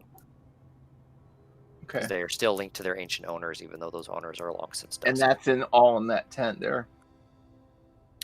Yep. So at night, And then a bunch of regions.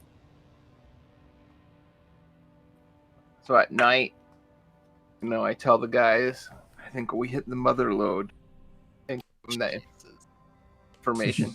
Aren't those all cataloged? Yes. They're all in like little baggies and marked and, written on and put in ledgers. That's a good point. We'll have to come up with a plan to steal them. No, we obviously can't touch the ones that are already cataloged. What we're looking for are the new ones, and that's where your diligent work is going to come into play, correct, Professor? That's true. But we could also just take the... You might get fired. Okay. Yeah. Well, I was going to make a big pile that I just, lay on. Oh, wait. Did I say that out loud? You think about it, you want to, but you don't because there are other people there. Yes. But I have it in the back of my head. This is going to become a heist film at some point. You actually, why don't you go ahead and roll your addiction spell since you're or addiction check here. We are going to roll on that. We're going to do an addiction check.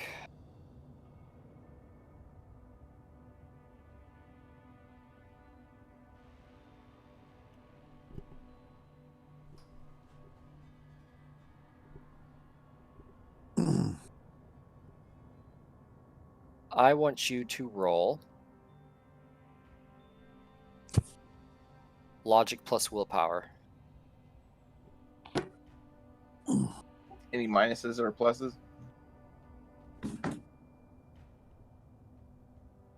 No.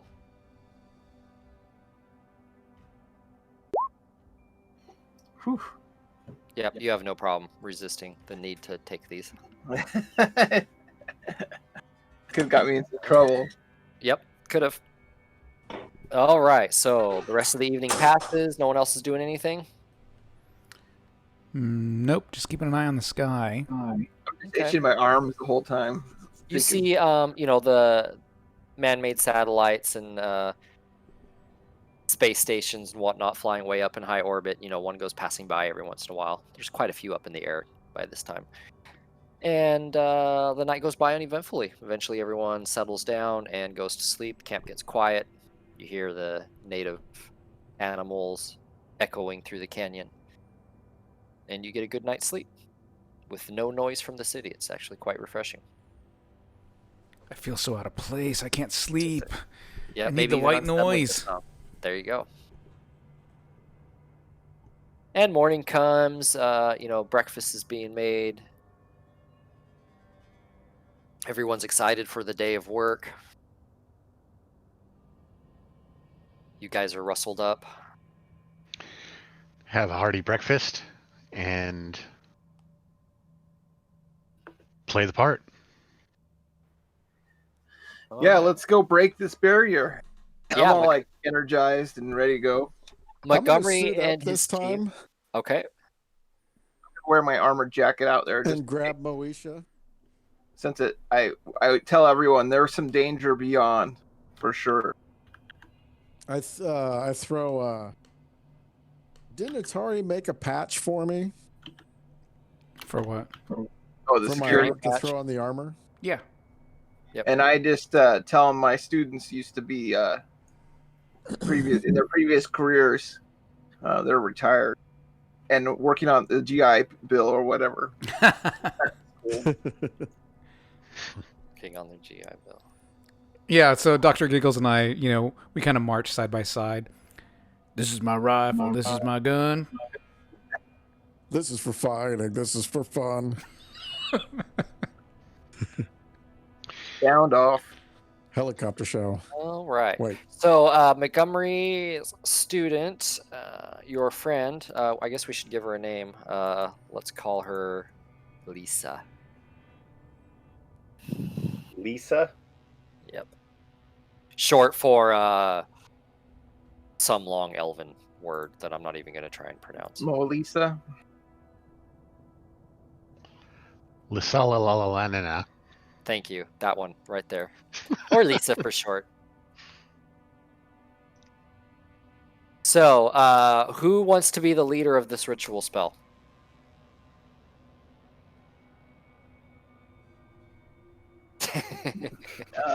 I guess as the professor I should, huh? Even though I have no idea how. You need to know the counter spell. Which you should. I do. At a level 6. Okay. Can a non-bound spirit help? Or does it have to only be bound spirits that help with ritual casting? Non-bound, I'm pretty sure can help. But you have 1, 2, 3, 4 people, so you plus 3 more. It is a force 10. Lisa was able to deduce it is a force 10 barriers. Actually, I think you did also. So it's going to be 20 dice versus all of your guys' dice. And I have a... Well, all of yours and half of theirs. Every 2 successes they give you 1. Are we even strong enough to counter it, or can we? Should be. Well, we can try. Well, only way to try. It will take 10 hours, so it's going to take a day to do. Wow. I also have a counter spell focus. Can I add that dice to it? Oh, absolutely. You can use regents if you want. You're going to be resisting drain times 2 the successes I get, not net but total.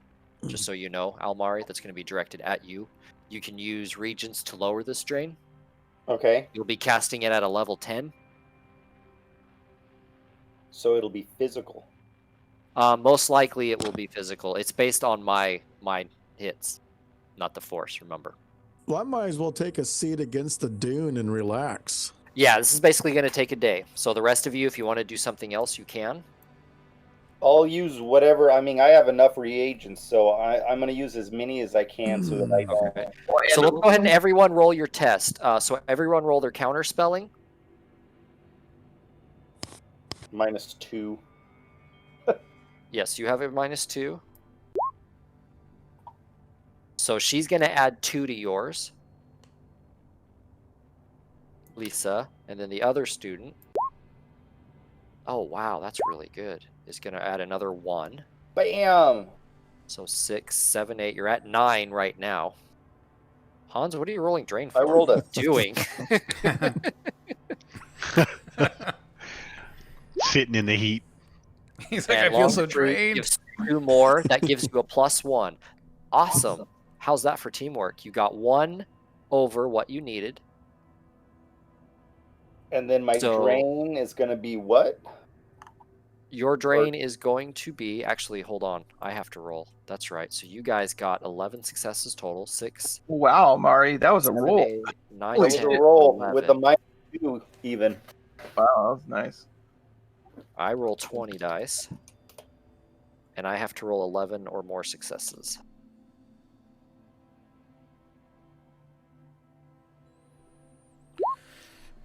Yeah, mine was kind of crappy. Wow, I only got 5. That sucks. So you are going to be resisting 10 drain. And I can use my reagents for that? Every point of regent drops the drain by 1 to a minimum of 2. Okay, so I will use, what, 8? Okay, Regents? mark off 8 regents and then roll drain. You're resisting 2.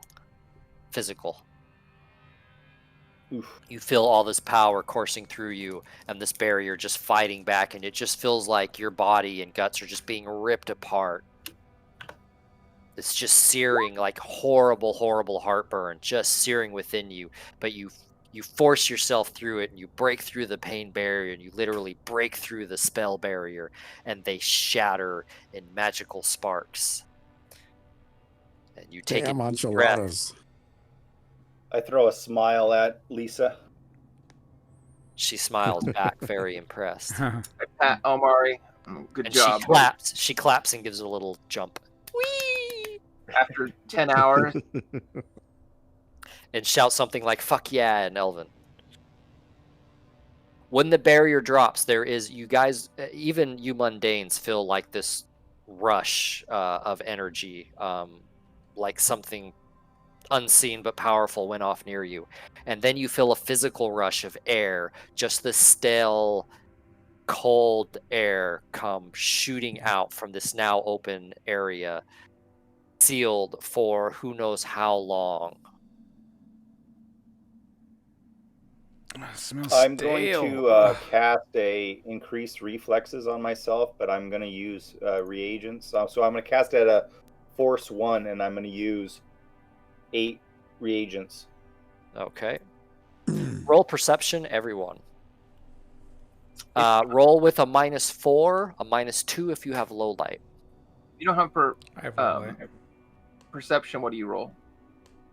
Just roll intuition. I got 1 success. I have no idea what Shady's been looking at this adventure.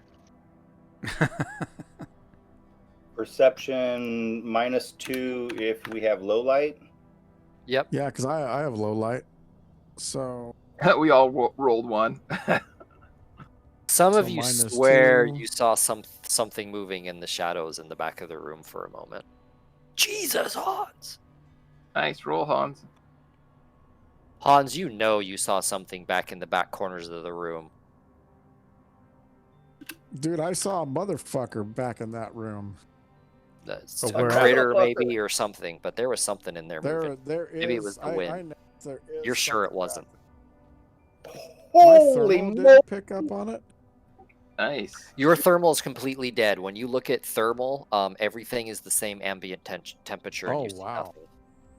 You Okay, can barely, hold you on. can't really even make out the room from the natural rocks. Everything is just the same temperature. So I'm sustaining that.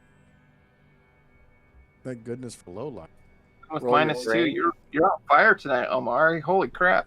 So that's +6 to your initiative and +3d6. Yes. Max of 5d6.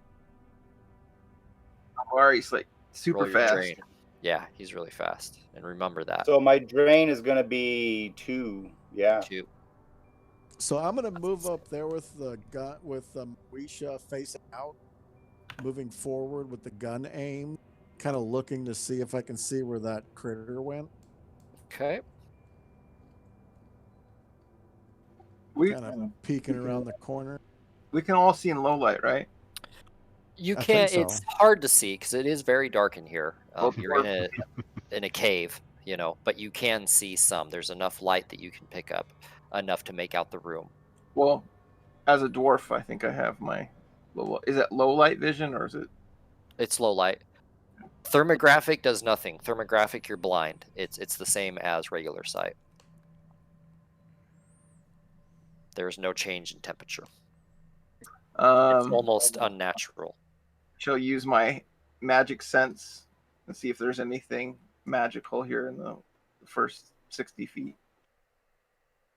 Is there anything So above this us? is a large, a ceiling that's not very tall. 6-7 meters. You see a large room, couple small alcoves, some pillars with some ruins and markings on them, a stairway leading up to a higher central platform. You see a hallway going off to the west and to the east. What are the little blue things along That's like a railing. That's a divider between the two levels. This is a lower level, and then there's, like a railing, and then the higher level. I tell Dr. Montgomery, you better keep your students back for now. We've done things like this before. You see some paintings, mostly ruins and whatnot, especially on these two pillars. Back here on the back wall, you do see some paintings of serpents. Anyone have archaeology or anything like that? Just basic science? Mississippi has that. Everyone roll logic. Don't you have that thing where you can analyze stuff, Mississippi? Well, the analytical mind. But I have archaeology at 4, yeah. Just logic, you said? Just logic, if that's all you have. Oh, I rolled 3 on archaeology. I got All right. 6.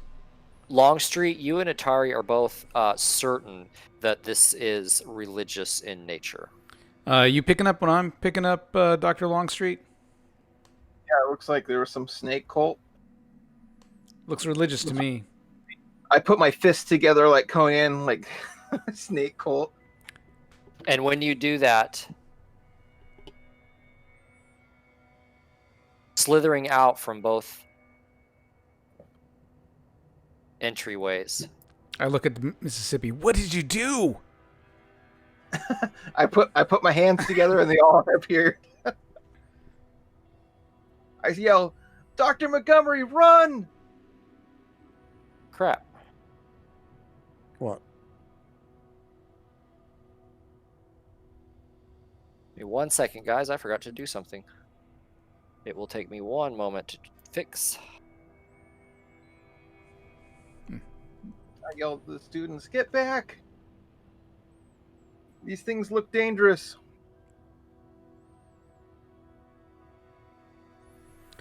Anything you say, Dr. Longstreet? What the fuck? Yeah, that doesn't look good, man. You can only see what you can describe as mystical creatures that you've heard of. Bone Nagas come slithering out at an incredibly fast pace. Fangs. Bones. Mother. Very fierce. Very fast. Very unnatural. I yell, prophets, No. kill! No. And they come bearing down upon your party, making not a single noise, giving off no heat. And with that, Chummers, we'll catch you next week. Oh. I was worried you'd do that. No! That was awesome. Thanks for watching, everyone. Yes. Right on. Tune in next week. Dun, dun, dun. Yeah. Naga attack. that.